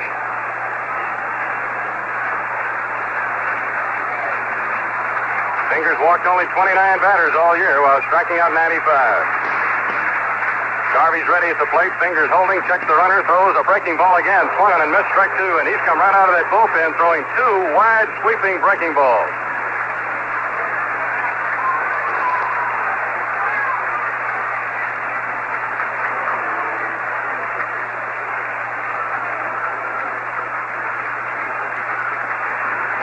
Steve Garvey, the Dodgers' big RBI man with 111 on the season. Down on the count 0-2. Fingers throws a fastball right by him, swinging, strike 3.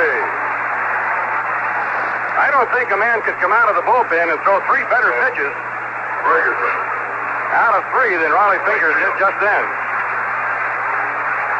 Here's Joe Ferguson, the Dodgers' right fielder.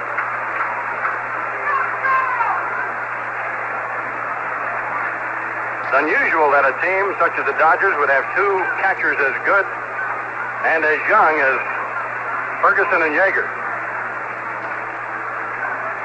Ferguson's so good with a bat, they find a spot for him in right field. Finger checks the runner. Here's the pitch. Breaking ball. Check swing foul. Back into the crowd. Strike 1. Scores the Oakland A's 2. The Los Angeles Dodgers 1. The Dodgers have out-hit the A's 7-3. 2 errors have been costly here in this, the 5th inning.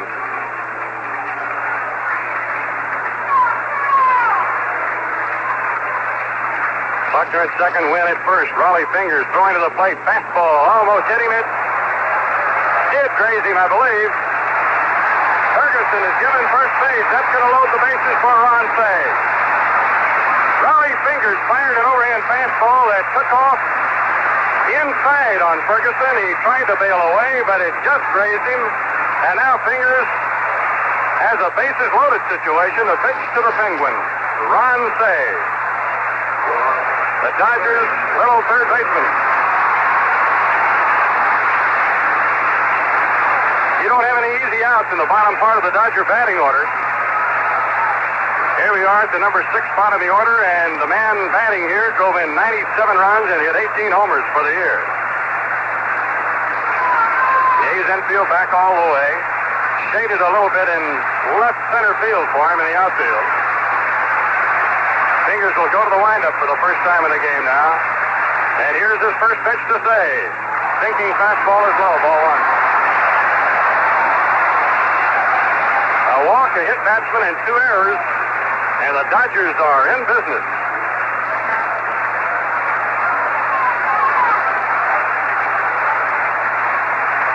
Fingers, big windup. High leg kick. He throws. The ball is hit into left field. Joe Rudy is right there and has room and makes the catch. And the Dodgers leave the bases loaded in inning number 5. They score a run on their 1 hit with the help of 2 errors. And the score after 5 innings, the A's 2, the Dodgers 1. Well, we still have 4 innings to go here at Dodger Stadium in Game 1 of the World Series, but should the Dodgers lose this, they will certainly call this game, based on what's happened through the first 5 innings, a game of missed opportunities. They had a runner on in the first with 1 out, and Buckner was picked off. They had 2 on with none out in the second. They had 2 on with none out in the third. They had 2 on with 2 out in the fourth, and they had the bases loaded in the 5th inning. And they've only scored 1 time, and that was with the benefit of 2 errors on 1 runner. So far, they have left 8 men, and they trail 2-1 as we begin the Oakland 6th. Bando 0 for 2 leads it off. Monty? Sal Bando, Reggie Jackson, Joe Rudy against Andy Messersmith in the 6th inning. Andy's not been in nearly as much trouble as the Oakland A's pitchers. Bando's fly to left, he's struck out.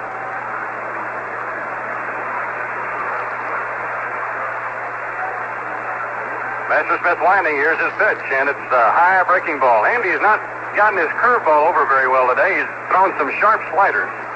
But again, his big pitch has been the changeup. Fastball, Bando jerks it foul off into the crowd. The largest crowd ever to see a baseball game at Dodger Stadium is here today, 55,974. 1-1 pitch to Bando as pop foul back into that crowd again. It's a ball and 2 strikes. Messersmith has walked 3. He's struck out 6 Oakland A's batters.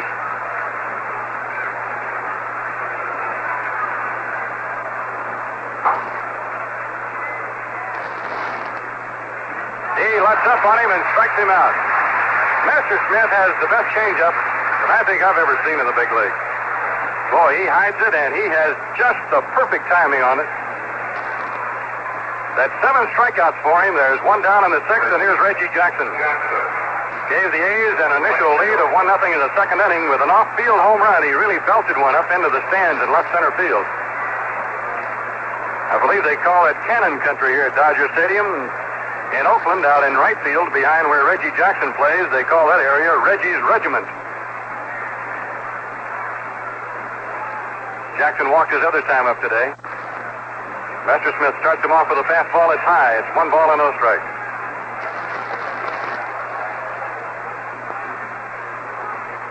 Pitch to Jackson, hit right back to the mound.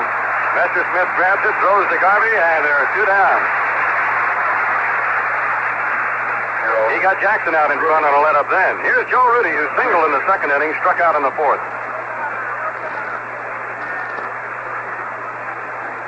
Here's the A's most consistent player in 1974, Joe Rudy. An outstanding defensive left fielder.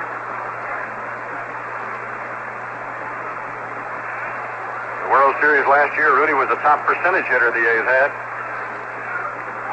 Curve strike. From the opening day of the season until well up in August, Joe Rudy was over 300 every day.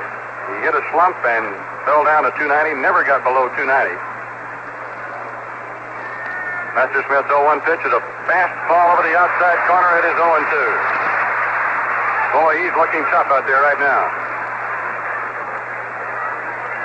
20 wins, only 6 losses for the year. You've got to be tough to have that kind of a record in the National League, where they have some tremendous hitters wherever you go. 0-2 pitch. Check swing foul off first base. There'll be no play. Press corps from around the world covering the World Series, numbering close to 1,000. Or they're here from everywhere, with every kind of camera, microphone, tape recorder, typewriter, notepad. 0-2 pitch to Rudy. He went right after him, and Rudy pops it up. Russell, the Dodgers shortstop, in behind second, shading his eyes from the sun with his glove. He makes the catch. It's 3 up, 3 down. So the score in the middle of the 6th inning, the A's 2, the Dodgers 1.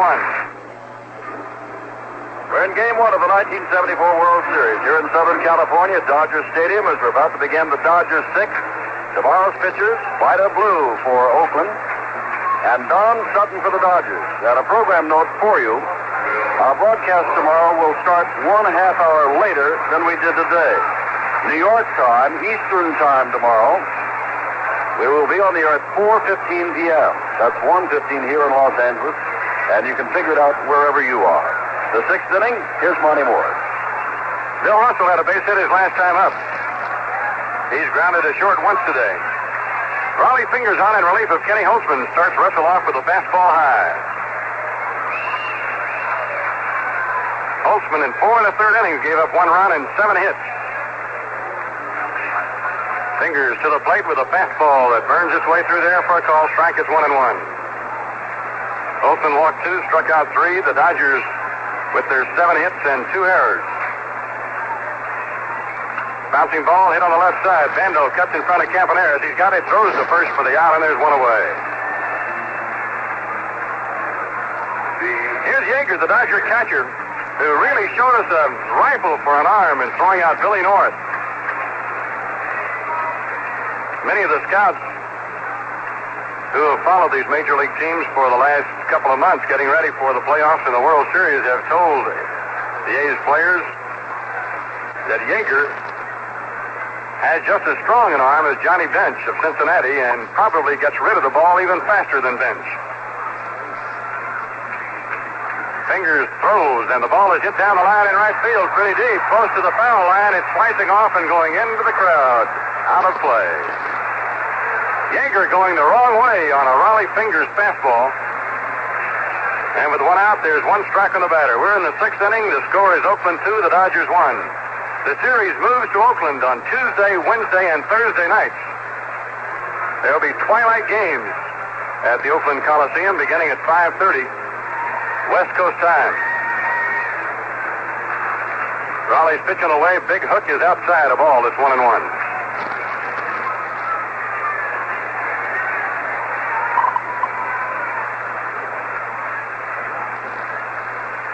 Yeager carries the bat high over his right shoulder, looks at a breaking ball that doesn't take enough. It's inside, ball 2.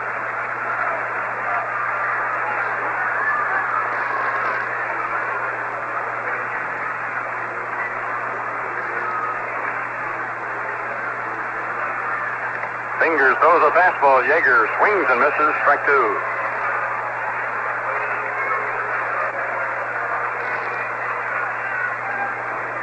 Tommy Lasorda, the Holiday coach at third base for the Dodgers, Junior Gilliam. At first, 2-2 to Yeager. Strike 3 call. Fingers dropped a little bit sidearm that time. Threw a fastball in there, and that's his second strikeout. There are 2 down in the 6th inning, and the pitcher, Andy Messersmith, comes on. You know, Jim, looking at American League Baseball all year, you really expect to see a lot different type of managing late in a game. We talk about the number of complete games. Messersmith hasn't had all that many. But in the National League, a pitcher in a close game, I would imagine they pinch hit for him much more often than they do in the American League. That's right, and of course, all you have to just look at Mike Marshall with more than 100 games. They're calling him quick. Messersmith hits a liner in the left center field. It's dropping. Rudy coming on. He can't get it. It's a base hit. Andy Messersmith jumped on a Raleigh Fingers breaking ball and dumped it into left center field in front of Joe Rudy. And that's Messersmith's second hit of the day. And here's Davey Lopes, who scored all the way from first base on a single to right field, coupled with an error. He was running on the play, going around second base. He had to hold up to see where the ball was. And if you don't see it, you're looking in a hurry to see what the third base coach is doing, and Davey picked up Lasorda's frantic waving at third. Tommy, seeing that Jackson was having to go a ways to get to the ball from right field, sent Lopes on in. It'd be interesting to know if Jackson's throw, which was cut off by Gene Tennis, might have made it to the plate. It looked to be pretty much on line. Messersmith at first. Fingers throws, and the ball is fouled away. Strike 1.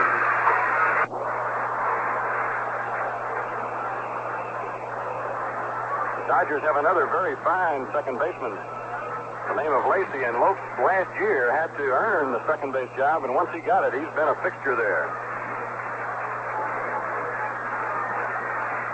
Fingers turns and throws to first base.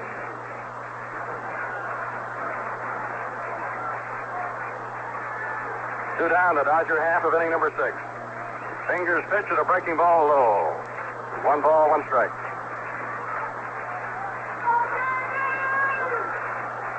Bill North in center field for Oakland traditionally plays shallow center. He's fairly shallow right now. Joe Rudy's deep in left, and Jackson is really deep in right for Lopes. Fingers comes to the plate for the breaking ball low and outside. It's 2-1. A walk right here could really put him in some trouble.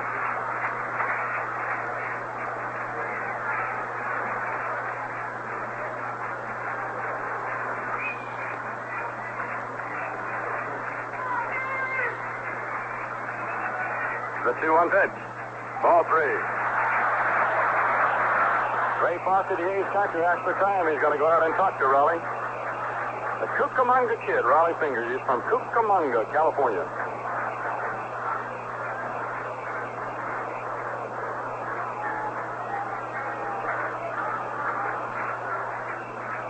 Three balls and a strike with 2 down and a runner at first base.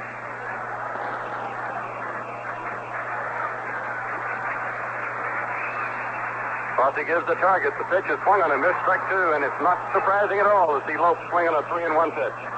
He has good power. He can hit the ball out of the park, and the batters love to have those pitchers in a crippled situation like that. Davey hit 10 out of here this year. Now Tennis plays behind Messersmith, who's running. The pitch swung on and hit up into the air into right field. Jackson is coming on for the ball, calling for it. Billy North runs him off of it and makes the catch right in front of him. Billy North is going to help Reggie out all he can in anything over that way today, so Jackson won't have to run any more than he has to. So the Dodgers 6, no runs and a hit. They left another man on, and the score remains 2-1 Oakland. With Monty Moore, this is Jim Simpson back at Dodger Stadium. We go to the Oakland 7th. Andy Messersmith has not yet thrown his first warm-up pitch. Recall that Messersmith is on at first base, and with 2 out, he was running on the high fly ball to center field hit by Lopes. Took his time going back to the dugout, took a breather, and has now just begun to warm up. Messersmith has been quite some pitcher in this ball game, although he is down by the score of 2-1. He has allowed 3 hits thus far, only 2 runs, struck out 7, and walked 3. One of the runs was Jackson's leadoff home run in the 2nd inning. Then with 1 out, he gave up the double to Ken Holtzman in the 5th, and Wild pitched him to third base, and then Holtzman was squeezed home by Campaneris. The 1 run Monty has described for you in the 5th inning for the Dodgers came when Lopes reached on Campaneris' error. They went on to score all the way on a base hit by Buckner and a bad throw from right field. So 2 errors brought him home. And that's where we are now, 2-1 Oakland as we begin the Oakland 7th. And again, here's Monty. Gene Tennis has struck out and hit into a fielder's choice. Force out is up. Messersmith starts him off with a hard slider outside, ball 1. I don't think Tennis is going to see too many fastballs in this World Series. The 1-0 pitch. Let up is low, ball 2. Now with Messersmith behind him at 2-0, it might change the strategy a little bit, depending on how accurate he feels he is today with his slider. Here's a 2-0 pitch, and it is low with a slider, ball 3. Gene Tennis was the walkingest batter in the American League this year. He drew 110 walks. It's just that he has such a good eye at the plate. 3-0 pitch. That's a fastball grooved for a strike, 3-1. Tennis had 26 home runs, many of them big home runs in big ball games against the tough right-hand pitchers in the American League. Gaylord Perry, Bert Blyleven. The pitch to him, swung and hit on the ground, left field base hit. Messersmith got behind him and had to throw the fastball. The Dodgers, I know, don't want to have to throw fastballs to Gene Tennis because it's well known in baseball that he is a fastball hitter. But they didn't want to walk him, so they made him earn his way on. And Gino is at first base, nobody down, and the A's catcher Ray Fosse is up. Once before today, the A's started a hit-and-run play with Fosse at the plate. He's 0 for 2 today. He was a turning point for the A's in the playoffs against Baltimore. The Orioles, like the Dodgers, are a running team. And Ray Fosse cut them down in all 4 steal attempts they made against them in the playoffs. He squares this time to bunt, takes it low and outside, and Yeager smothers the low pitch, making sure it doesn't get away. It's 1 ball, no strike.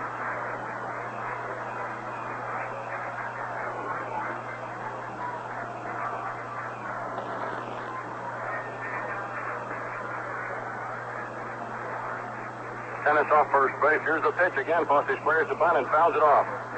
The tough pitch to bunt right there. A high inside fastball. It's 1-1. Say is charging hard from third. Garvey, after holding him first, is coming down the line, but it looks as if he's leaving the first base line pretty well to Messersmith to cover. Score: the A's 2 and the Dodgers 1. Top half of the 7th inning, game 1 of the 1974 World Series. Lester Smith tosses to first base. Bill Kunkel, the only umpire in the American League who's a former Major League player, is umpiring at first base. He was a pitcher. 1-1 to Fosse. He punched at the ball, and as he bunted, Yeager picked the ball up in front of the plate, tagged Fosse, but the umpire had called it foul.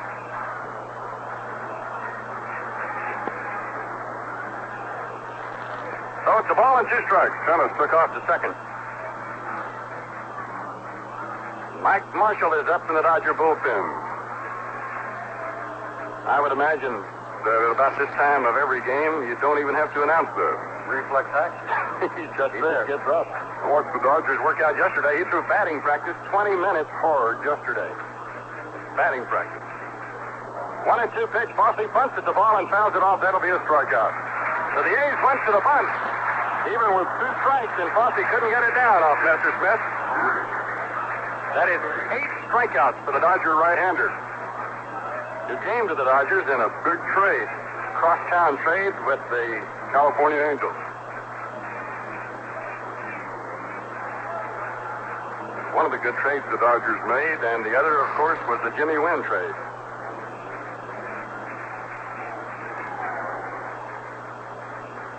The A's picked up Ken Holtzman in a trade with the Chicago Cubs.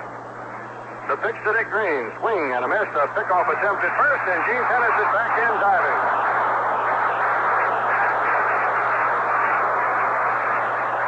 Boy, I love to see a catcher who's aggressive and likes to throw behind the runners.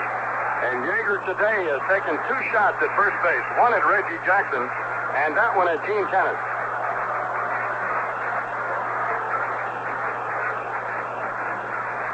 One strike count on Dick Green. Green has struck out and grounded to third today.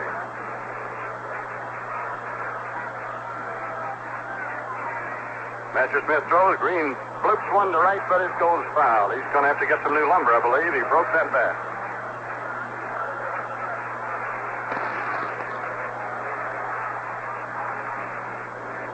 Dick Green, a player appreciated more by his teammates in the American League, particularly the pitchers. And most other people in baseball who don't see the A's play regularly don't realize what a fine defensive second baseman this man is.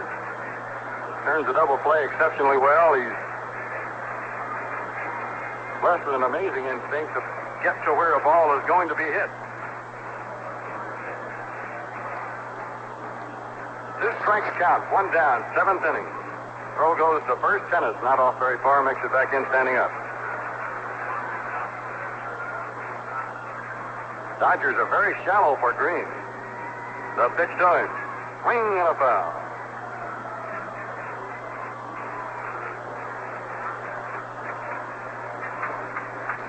Green has pretty good power. He can hit the ball a long way.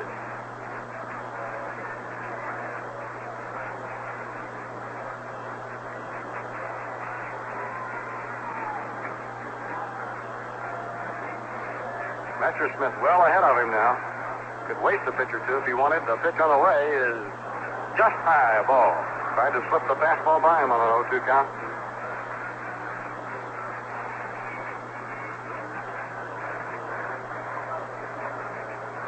American League umpires wearing maroon coats, and the National League umpires are dark blue. Ball, 2-strike pitch. Green swings and fouls it off behind the plate.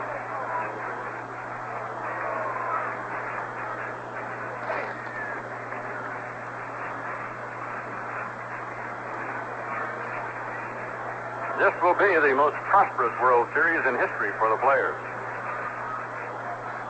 The Oakland Coliseum will be sold out 3 nights in a row. Dodger Stadium for the 4 games, if it takes all 7 to play it. 1-2 count to Green. He fouls another one off. Andy Messersmith, with his 8 strikeouts today, is top since September the 2nd against the Giants, when he struck out 9 Giant batters in only 6 innings.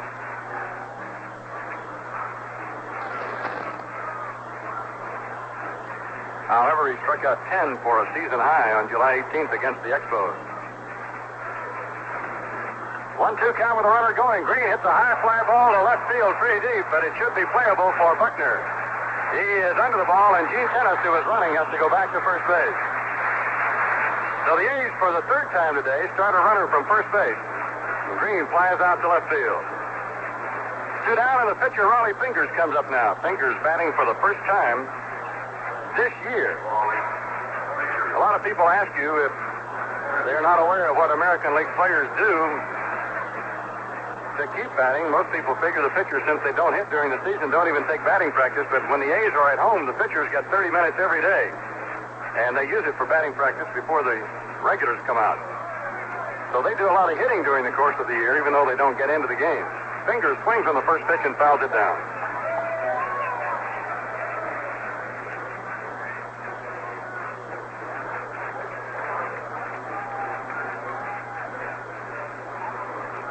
Pitch to Fingers, swinging a bouncer towards Say.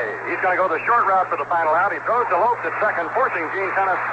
And we go to the last half of the 7th inning. The score, the Oakland A's 2, the Los Angeles Dodgers 1.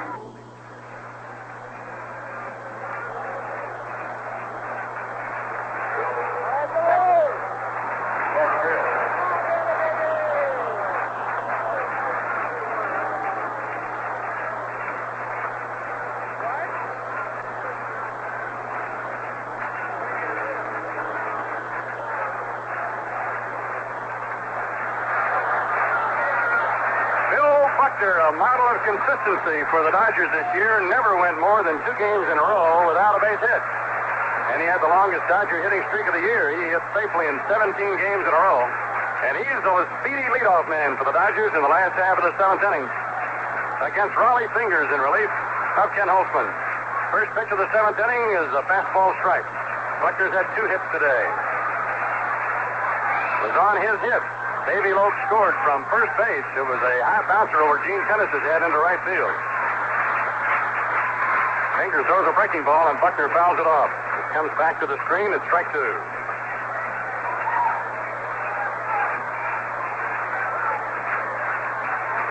Well, the Dodgers-Mets series last year filled with low-scoring games. The Cincinnati-Oakland series in 72, low-scoring, 1-run games. Here's a pitch. Foul off over the screen.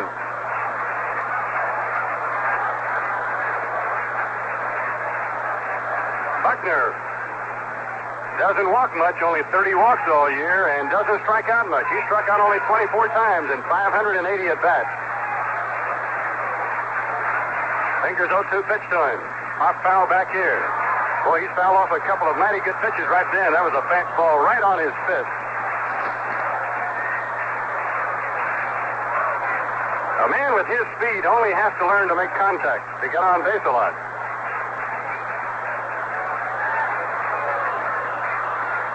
Ray Fosse hangs out the sign, and Fingers swings into action. Here's his pitch. It's hit in the air to left field. Joe Rudy back about 3 steps, turns around and makes the catch. So Buckner lines out to left. There's 1 down in the 7th, and the batter now is Jimmy Wynn.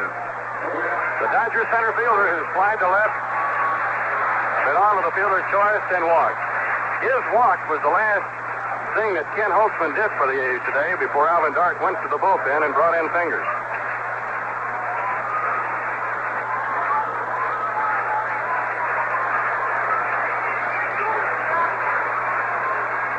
Jimmy isn't very big to be a home run hitter, but he has tremendous power. Fingers pitch at a breaking ball inside, and Wynn hung in there mighty tough for a long time. Little guy busted 32 homers this year. The 1-0 pitch, breaking ball strike call. Wynn had 108 walks. Struck out 104 times. He led the Dodgers in both those categories.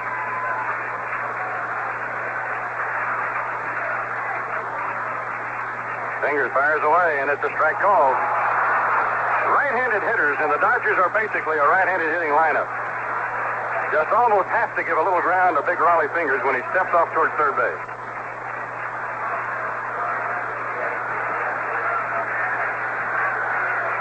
Fingers ahead of him. Fosse's giving an outside target. The pitch is swung on. He hit high and deep into center field. Bill North looking for it. Coming down, he backs up a little ways now, and he makes the catch.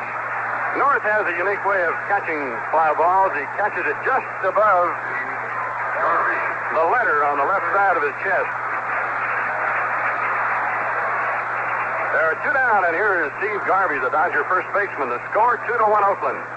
The Dodgers have out-hit the A's 8-4.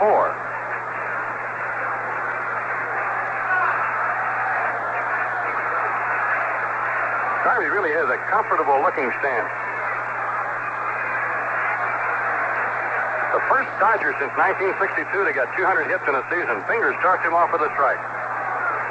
Tommy Davis, against whom the A's just played in the Baltimore series, was the last Dodger to get 200 hits in a season before Garvey. Fingers working quickly, throws a curveball, and Garvey hits it foul off the left field line. It looks as if he was waiting on that one. And Dick Green, the A's second baseman, comes in to talk to Raleigh now. He sort of hung that pitch. And Greeny comes in oftentimes just to offer a little reminder to Fingers. Don't leave that one up there again. The high inside breaking ball. Boy, Rudy and North are really deep, and Jackson's almost in the warning track in right. Fingers winds, kicks, and throws 0-2, and it's a bouncing ball hit towards the middle. Campaneris to his left has got it. He's going to have to hurry his throw. He nails him at first with a strong throw. Fingers has a 1-2-3 inning against the Dodgers. 7 innings have come and gone, and game 1 of the World Series, it's the A's 2, the Dodgers 1. With Baltimore, Jim Simpson, the Dodger Stadium, where they have the largest crowd of all time watching this first game of the 1974 World Series, 55,974. There have been no controversial plays at all. There have been no close plays. And, of course, it is a 2-1 ball game. And in the short series, and the World Series is a short series, you depend on pitching, and that's what both the A's and the Dodgers have been getting. And as Oakland did against Baltimore in the last game of the game clincher, not many hits, but they're still outscoring their opponents, in this case the Dodgers, 2-1, as we begin the 7th. And here's Monty. And Campaneris rips the first pitch towards center field. It's in there for a base hit. Messersmith left one up high to the A's little road running shortstop, and he drills it into center field. Campaneris gets his first hit of this World Series. And here's Bill North, the Oakland A's center fielder. Billy's 0 for 2 today. The A's don't bunt a whole lot with North. They might today. Their reasoning being that Billy is so fast, he doesn't hit into that many double plays. And with the possibility of swinging away, a base hit could move a runner to third instead of second. But this is the World Series, and you don't do your normal thing in a World Series. For instance, the A's have scored only 2 times on a suicide squeeze play all year long in 166 games. But today they got a big run on a suicide squeeze. Here's a pitch. North spurs around, does not bunt. He takes it low. Ball 1.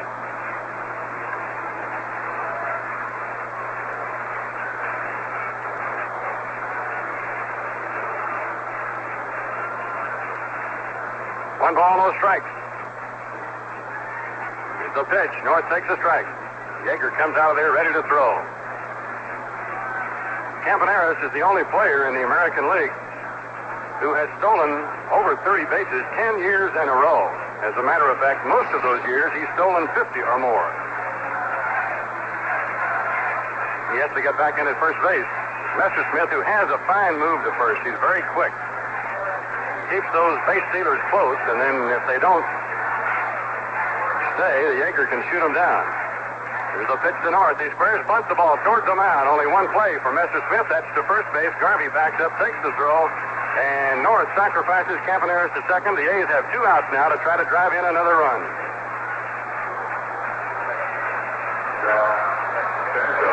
Sal Bando, who has gone 0 for 3 today, is the batter now, then Reggie Jackson.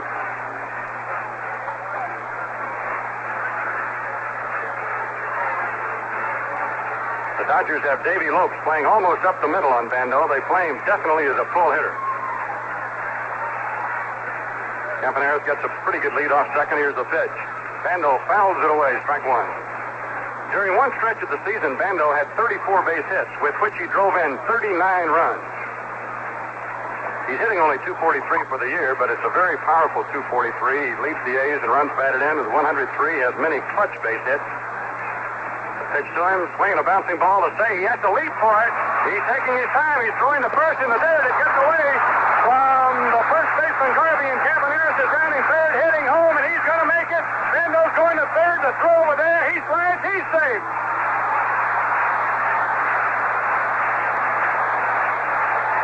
Run Say at third base backed up to take a throw, to take a bouncing ball off Bando's bat. And he looked as if he had all day to throw that ball. He took a couple of steps, then threw it in the dirt. Garvey could not stop the ball, catch it. It went all the way to the wall here.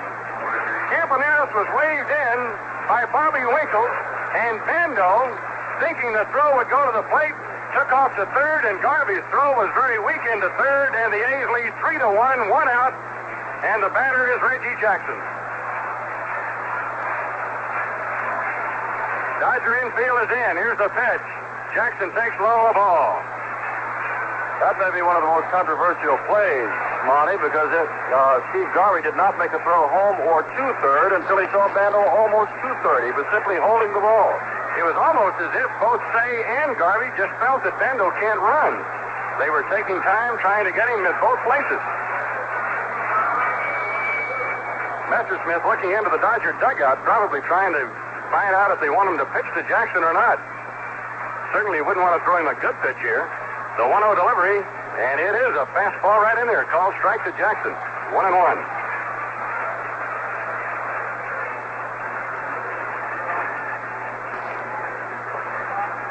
Oh, the error by Ron Say, giving the Oakland A's a run and a chance to get another one pretty easily. Jackson hits one in the air into center field. It is deep enough. It should score Bando. Jimmy Wynn is cut in front of by Ferguson. He's got it. Here comes the throw to the plate. It's going to be close.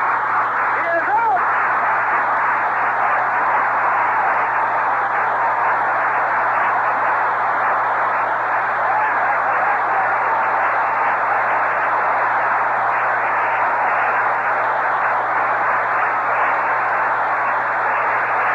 An unbelievable throw by Joe Ferguson in right center field. Nailed Sal Bando. The Dodgers don't know the inning is over. That was a double play to end the inning. They're still standing out there. A standing ovation for Ferguson. He cut in front of Jimmy Wynn in right center and threw a strike to the plate on the fly. Bando crashed into Yeager, who held on to the ball for a very exciting play. The A's lead 3-1. For Joe Ferguson, who made that throw to cut down Bando on a possible fourth run at the plate. He is first up here in the last of the ninth, with the A's leading 3-1. And Monty, you were talking about the Dodgers standing around not knowing the inning was over. Joe Rooney took a bat and was in the batter's box waiting for the next pitch. The A's didn't know it either. I think everybody was so startled by that fantastic throw that it took their minds off the game. Joe Ferguson made as strong a throw as I've ever seen made in a pressure situation. He cut right in front of Jimmy Wynn, took the throw, and fired on the line to the catcher Yeager, and Bando bowled him over. But Yeager held on. The A's have a new right fielder now. Claudell Washington is in right field for Oakland. Reggie Jackson is out of the game. And here's Fingers pitching to Ferguson. The pitch is low and outside, ball one. Dodgers batting last half of the eighth inning. I don't think there's a more exciting play in baseball than a close play at the plate where the catcher has to block the plate and hold on to the ball and make a tag. Here's the 1-0 pitch. Outside, it's 2-0. Boy, that could have been a big run right there. Ferguson, who's the catcher number one defensively, just proven why they can play him in right field. He didn't hop that ball or anything. He threw it on the fly, and it was beyond medium right center. Fingers throwing 2-0. Strike in the outside corner. The A's lead 3-1.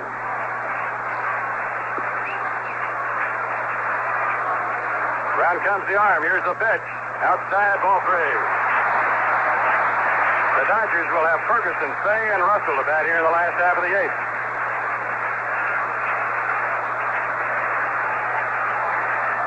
It happens so many times during the course of a year. A man will make a great play to end an inning and come up to bat to start the next inning. There's a drive into center field, but it isn't hit hard, and Billy North is coming on. Getting under the ball, he makes the catch. Ferguson is out number one in inning number 8.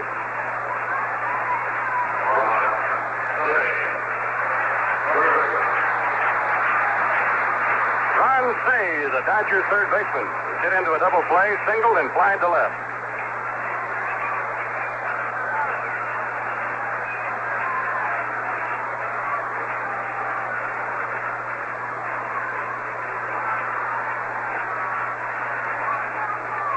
Fingers came on in the fifth inning with one out.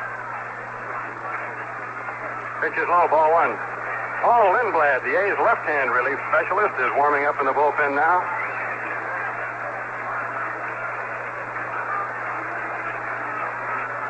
Fingers throwing 1-0 to Say, who takes low, ball two.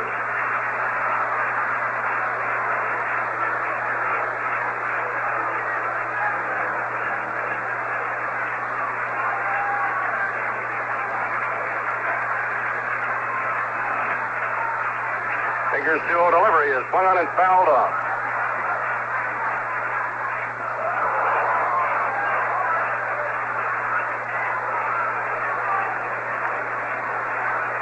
That throw by Ferguson had to be so perfect.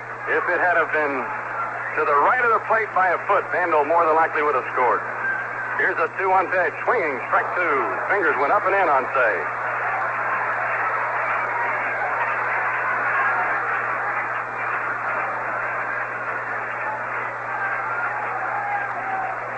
Fingers nods approval of the sign. Here's a 2-2 pitch. High, ball three.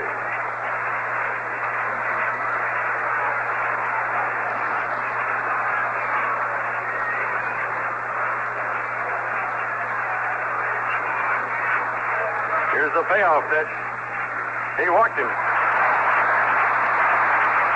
So the Dodgers, down by only 2 runs, get a free pass to Say.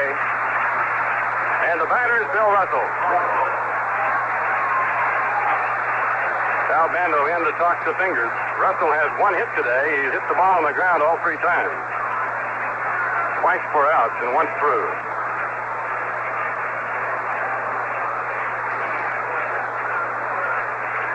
Scores Oakland 3 and the Dodgers 1.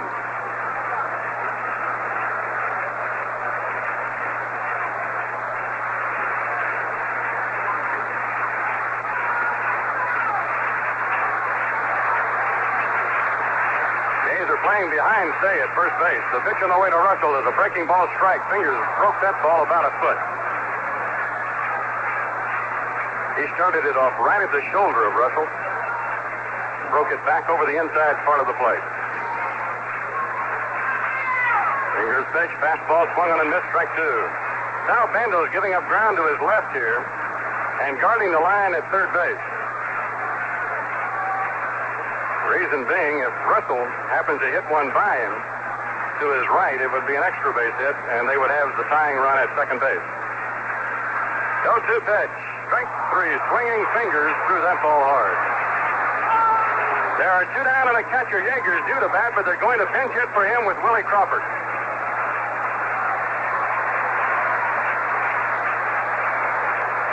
So, Jim, you've seen the Dodgers for years. Crawford is a name I remember from having been an outstanding young prospect for a long time, and he had quite a year with the Dodgers last year, I believe. Well, he did, Monty, and of course he's one of the few Dodgers that was around in 1966, the last time the Dodgers found themselves in a World Series. Well, he didn't play much, and he is coming in today against the right-hander Fingers. He didn't start today because, of course, the A's started the left-hander Holtzman, who was removed in the 5th inning. But during 74, Woody Crawford hits 295, does have good power, 11 home runs, 61 RBIs, and has pretty good speed. And he, of course, with Say on at first base and 2 out on the last of the 8th, represents the tying run in this 3-1 ball game, which Oakland leads. And if Crawford cannot come through, the Dodgers will be down to their final 3. Crawford, besides his homers, has 23 doubles and 4 triples for the year, so must have gotten some pretty good hits. Reggie Jackson, the A's regular right fielder, is out, and on every play is signaling Claudell Washington where to play the batter. Fingers off the stretch of the plate. Crawford flukes one foul back into the crowd at strike one. The A's do not have any kind of a radical shift on for Crawford anywhere. They're playing him straight off in every position. Big left-handed batter.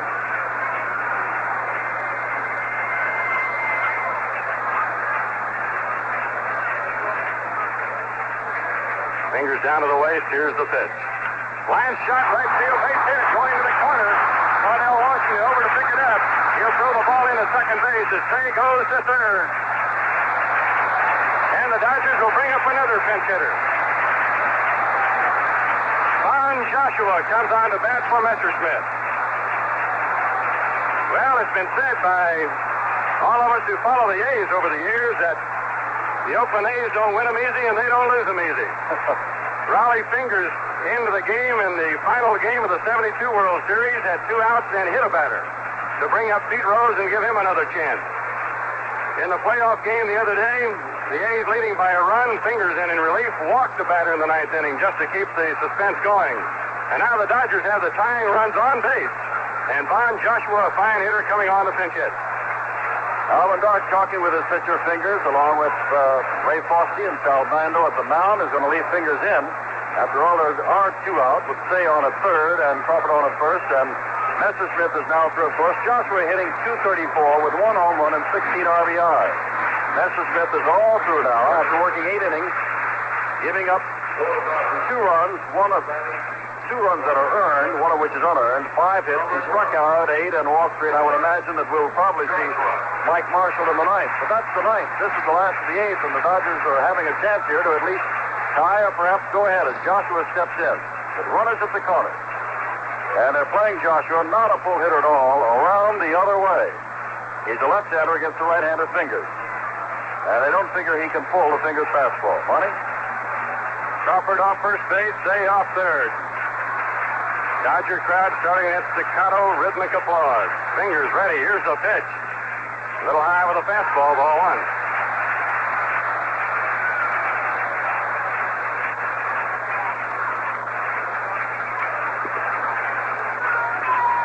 Have their infield back all the way. They have a forced play at second if they have to have it. The pitch on the way, low and outside, it's ball 2.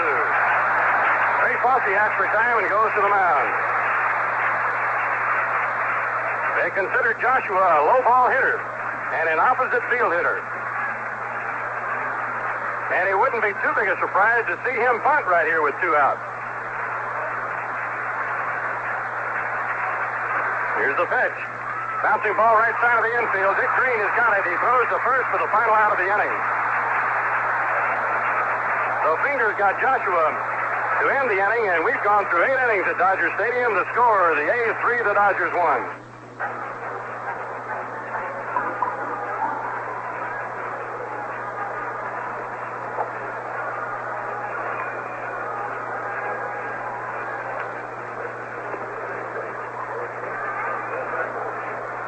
Should be no surprise at all that Mike Marshall, who appeared in 106 regular season games, winning 15 and losing 12, 21 saves, earned run average of 2.42, is warming up right now. In the National League Championship, he pitched 3 innings, all scoreless, all hitless.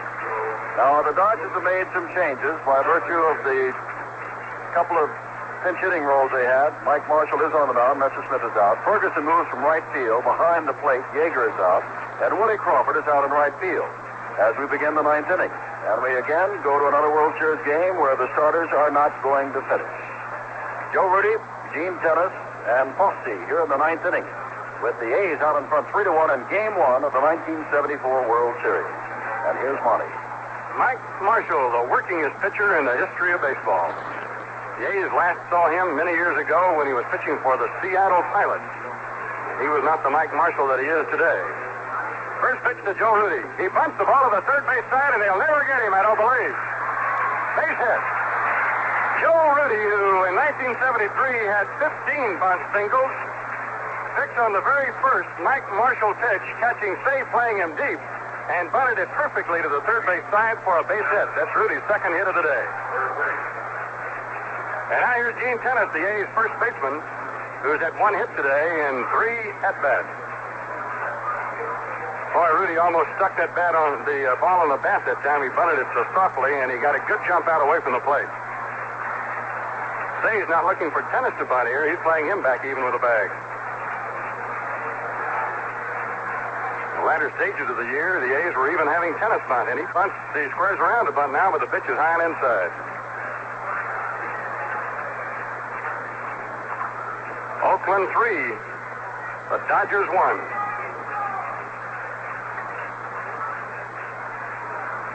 one of the truly great plays of World Series play in the last few years by Joe Ferguson, throwing out Sal Bando in a bang-bang play at the plate. And what a collision that was with Bando, better than a 200-pounder crashing into Yeager.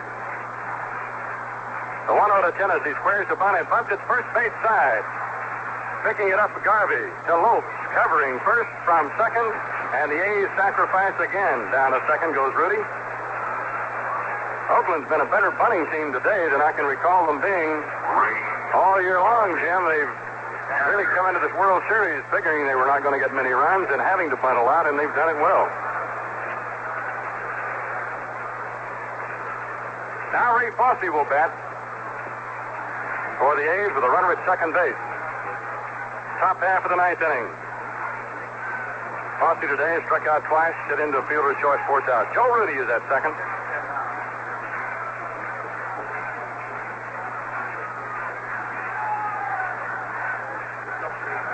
Marshall down to the waist. Here's the pitch.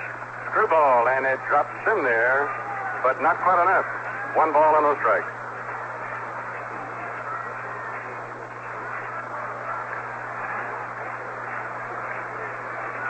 The A's have talked a lot about Marshall the last couple of weeks, knowing that if they were fortunate enough to get into their third straight World Series, they would see him a lot.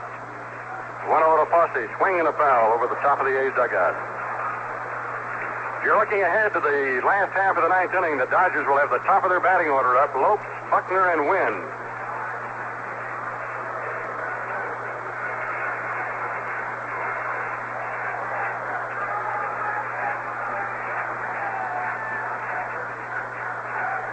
One ball, one strike. Marshall checks Rudy, throws a fastball, and it's fouled off. Marshall is known for his screwball, but the scouts all say that he can throw the fastball by you.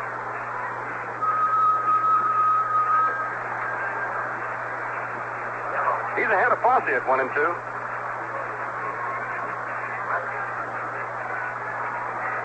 Incidentally, the A's have set a World Series record today with the most sacrificed bunts in a game. They've had 4.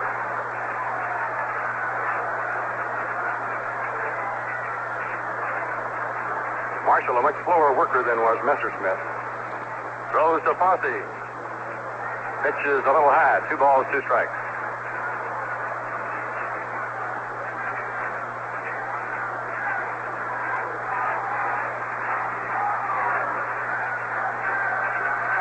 Two balls, 2 strikes on Fosse.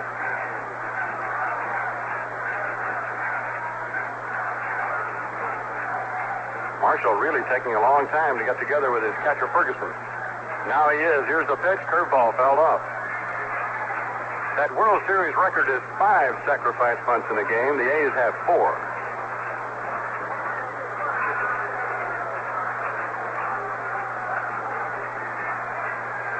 Fosse, oddly enough, had more hits than any A's player in the playoffs just completed against Baltimore. He ended up with 4. And it was a question mark starter until just a few minutes before the first game of the playoffs. 2-2 delivery. Low at ball 3. Marshall went to the fastball that time.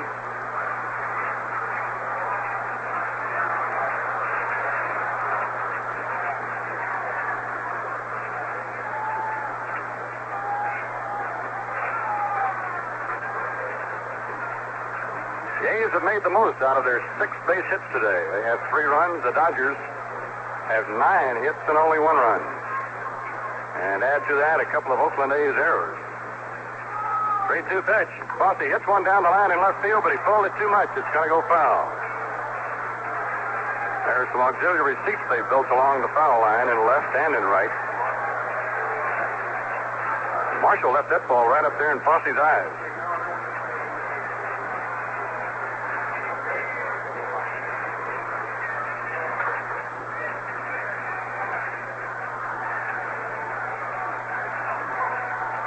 Ray Fosse stands at the plate, moves the bat back and forth while Marshall looks into Ferguson. They are together now on the sign. Here's the pitch. Walked him. He missed way outside with it. That's the first walk that Marshall's given up. Messersmith walked 3 before he left. Dick Green is due to bat, but the A's are going to pinch hit him. Jim Holt is coming out to bat for Dick Green. Holt was acquired by the A's from the Minnesota Twins a little beyond mid-season. Jimmy, this year for the season, is 234. For the Oakland A's, was used very sparingly. He's not a home run hitter. He's an opposite field hitter at times.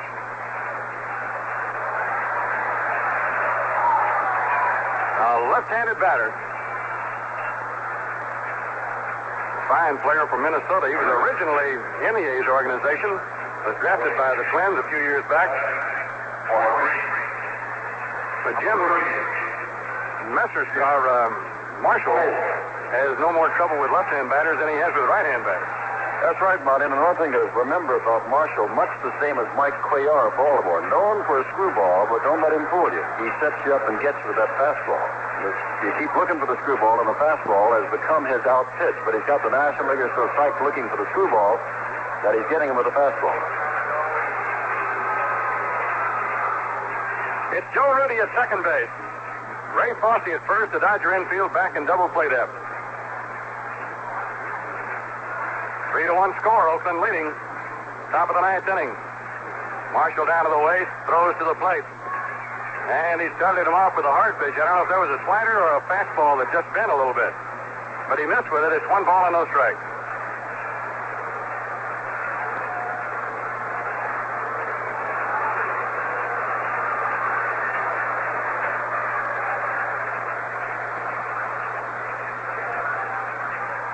Marshall sets the throw again and lets it fly. High pop-up in the infield. The fly rule has been called. The batter is automatically out, and the runners return to their bases to hold on. 2 down. The pinch hitter, Jim Holt, pops up to the shortstop, Bill Russell. And now Raleigh Fingers, the A's pitcher, will bat. Oakland will have to have a new second baseman in the 9th inning, and it will more than likely be Dow Maxville, who's been out in the bullpen area warming up.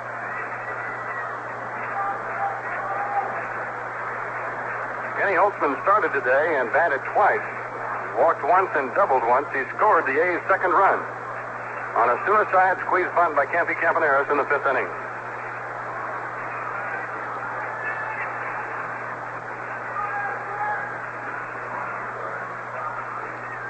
Mike Marshall pitching with 2 runners on and 2 down. Here's the pitch to Fingers. Curveball swung on, hit right to the first base side. It's curling and goes foul. About 10 feet short of first base. Raleigh hit that ball right off the end of the bat.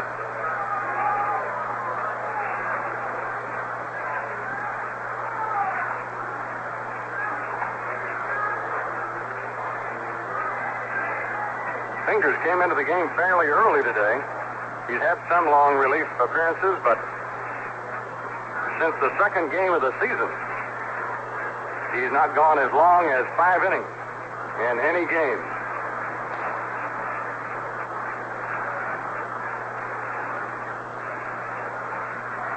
One strike count. Sidearm fastball, and Marshall gets it in there. It's no balls, 2 strikes.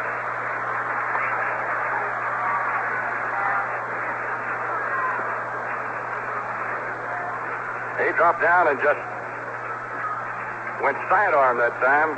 Got it right over at the knees. It's 0-2 on Fingers. Here's the pitch. Screwball is outside. It's 1-2. Oh, what a screwball does to your arm. It's amazing that a man can go out there and throw this many innings in a season and throw that many screwballs and can still comb his hair in the morning.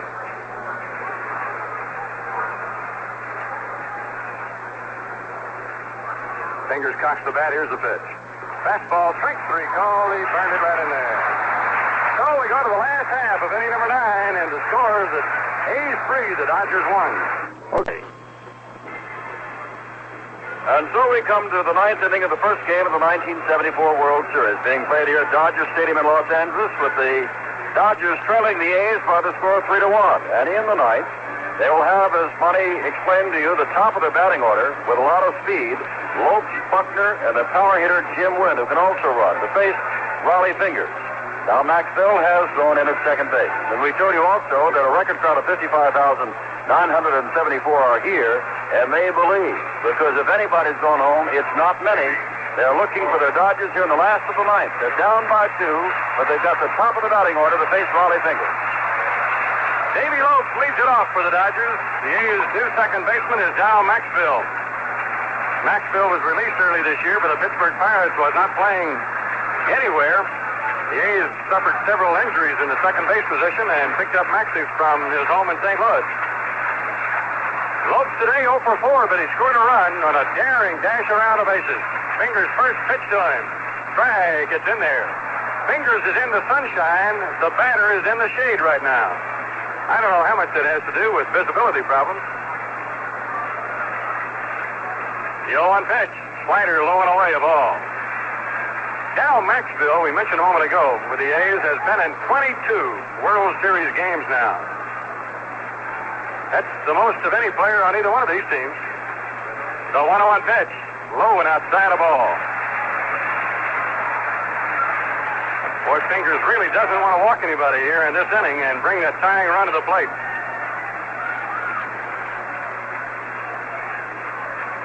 Fires 2-1, and it's hit up into the air in the center field. Bill Norris drifts back just a little bit, turns now and faces the infield, and makes the catch. 1 out in the ninth inning. And here is Bill Buckner. He's had 2 hits today. The Dodgers have 9. They have left 11 runners on base in the game.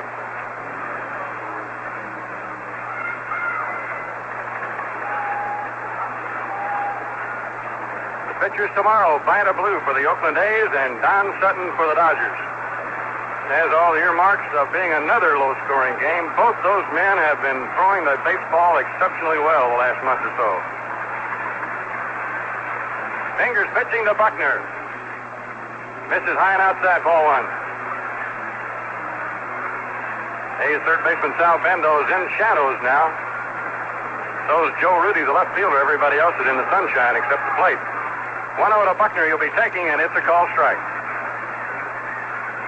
With Jimmy Wynn sitting on deck and then Garvey, the Dodgers would love to have one of those 2 men take a shot at those fences with at least 1 man on.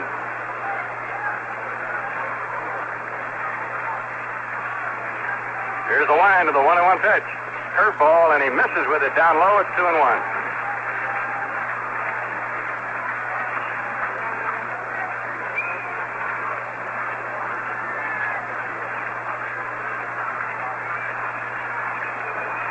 Fingers throws, and there's a high fly ball to short left. Joe Rudy's coming in, and he runs Campaneris off the play to make the catch. There are 2 down in the ninth inning. And the batter now is Jimmy Wynn, the Dodgers center fielder. He's 0 for 3 with a walk today. And that fly ball knocked a few of the fans out of the seats.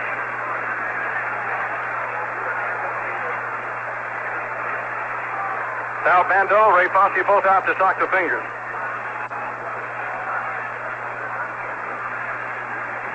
If Fingers finishes, he will have gone 4 2/3 innings, which could very well wipe him out for tomorrow, should he be needed in relief. Here's a pitch to Wynn. Low, ball 1.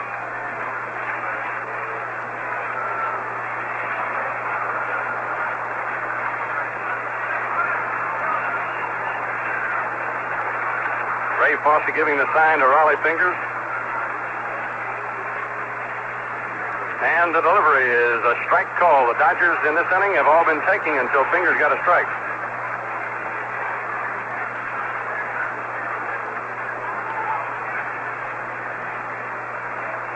A low-scoring game, but there have been some very exciting plays here today. Lopes dash around the bases. A throw by Ferguson, the suicide squeeze. Here's a pitch to Wynn, and it's up high, ball 2.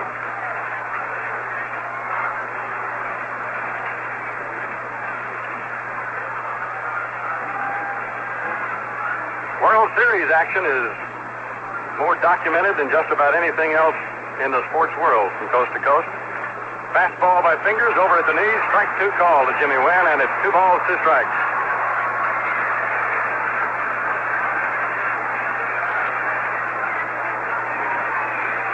Swinging ready at the plate. Finger stares in. Around comes the arm. Here's the pitch. A sidearm curveball hit high and deep into left center.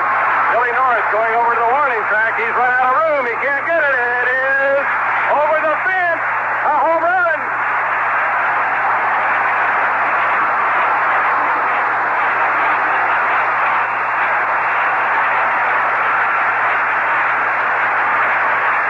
Raleigh Fingers threw a sidearm breaking ball on 2 strikes to Jimmy Wynn, and he hit it just out of the reach of a leaping Billy Norris in left center field, and Alvin Dark comes to the mound to talk to Raleigh Fingers. It is now a 3-2 ball game with the Dodgers' Steve Garvey coming to the plate. Within a run, Alvin Dark is going to allow Raleigh Fingers to go. And that, of course, points out what Monty was saying all along. Lopes and Buckner were both taking until they got a strike, because the Dodgers wanted at least a man on base with Wynn or Garvey coming up. They failed to get Lopes and Buckner on. Wynn's home run has made it close, but still, the A's are on our way. But Garvey does have the tools to tie it up with one swing. Raleigh Fingers winds and throws, swinging strike one. I don't think he'll throw that breaking ball anymore. Maybe not again in the series.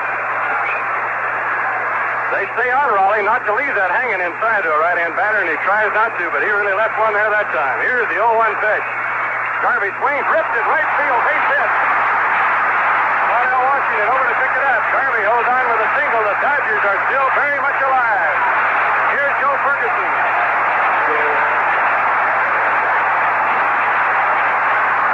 What kind of day do you think Ferguson will have had if he gets a base hit here after that great throw of his? He will not face Raleigh Fingers. Alvin Dark has seen enough and is going to go to the bullpen again. And the Dodger fans are being rewarded at least with some excitement here in the last of the 9th inning. Jim, this is going to be a surprise. Catfish Hunter's coming out of the A's bullpen here. Jim Catfish Hunter, a 25-game winner who won the fourth game of the playoffs for the A's.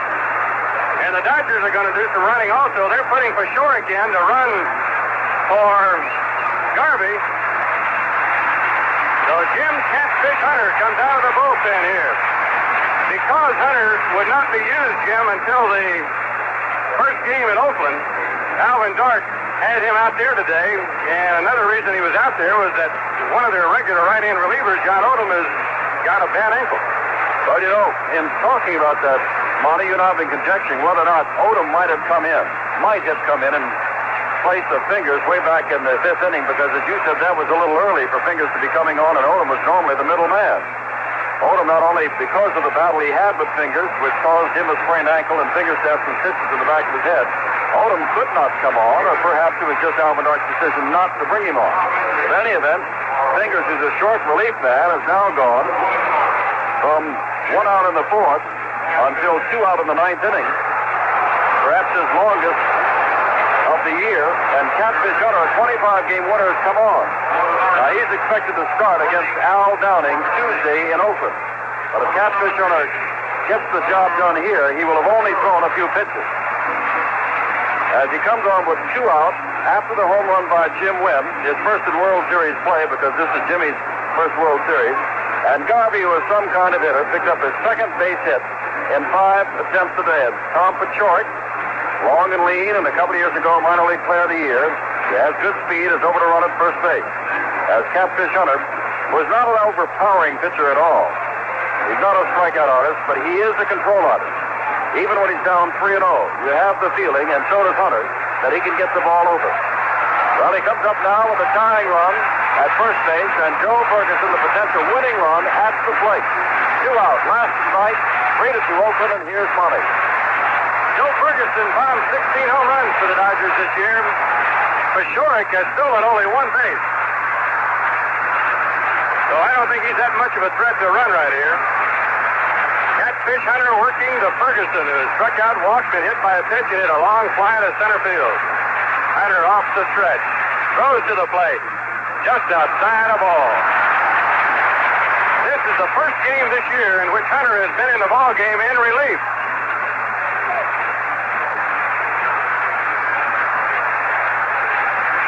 Pashorek leading away from first base. Hunter checked him. Here's the pitch. Outside, ball two. He's behind Ferguson now and may have to come in a little bit better than he had wanted to at 2-0.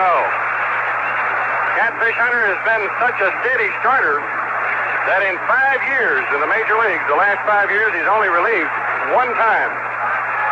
But here he is in the last half of the ninth inning, a relief pitcher in the World Series. Ferguson cocks the bat. Here's a 2-0 pitch. Swinging, strike one.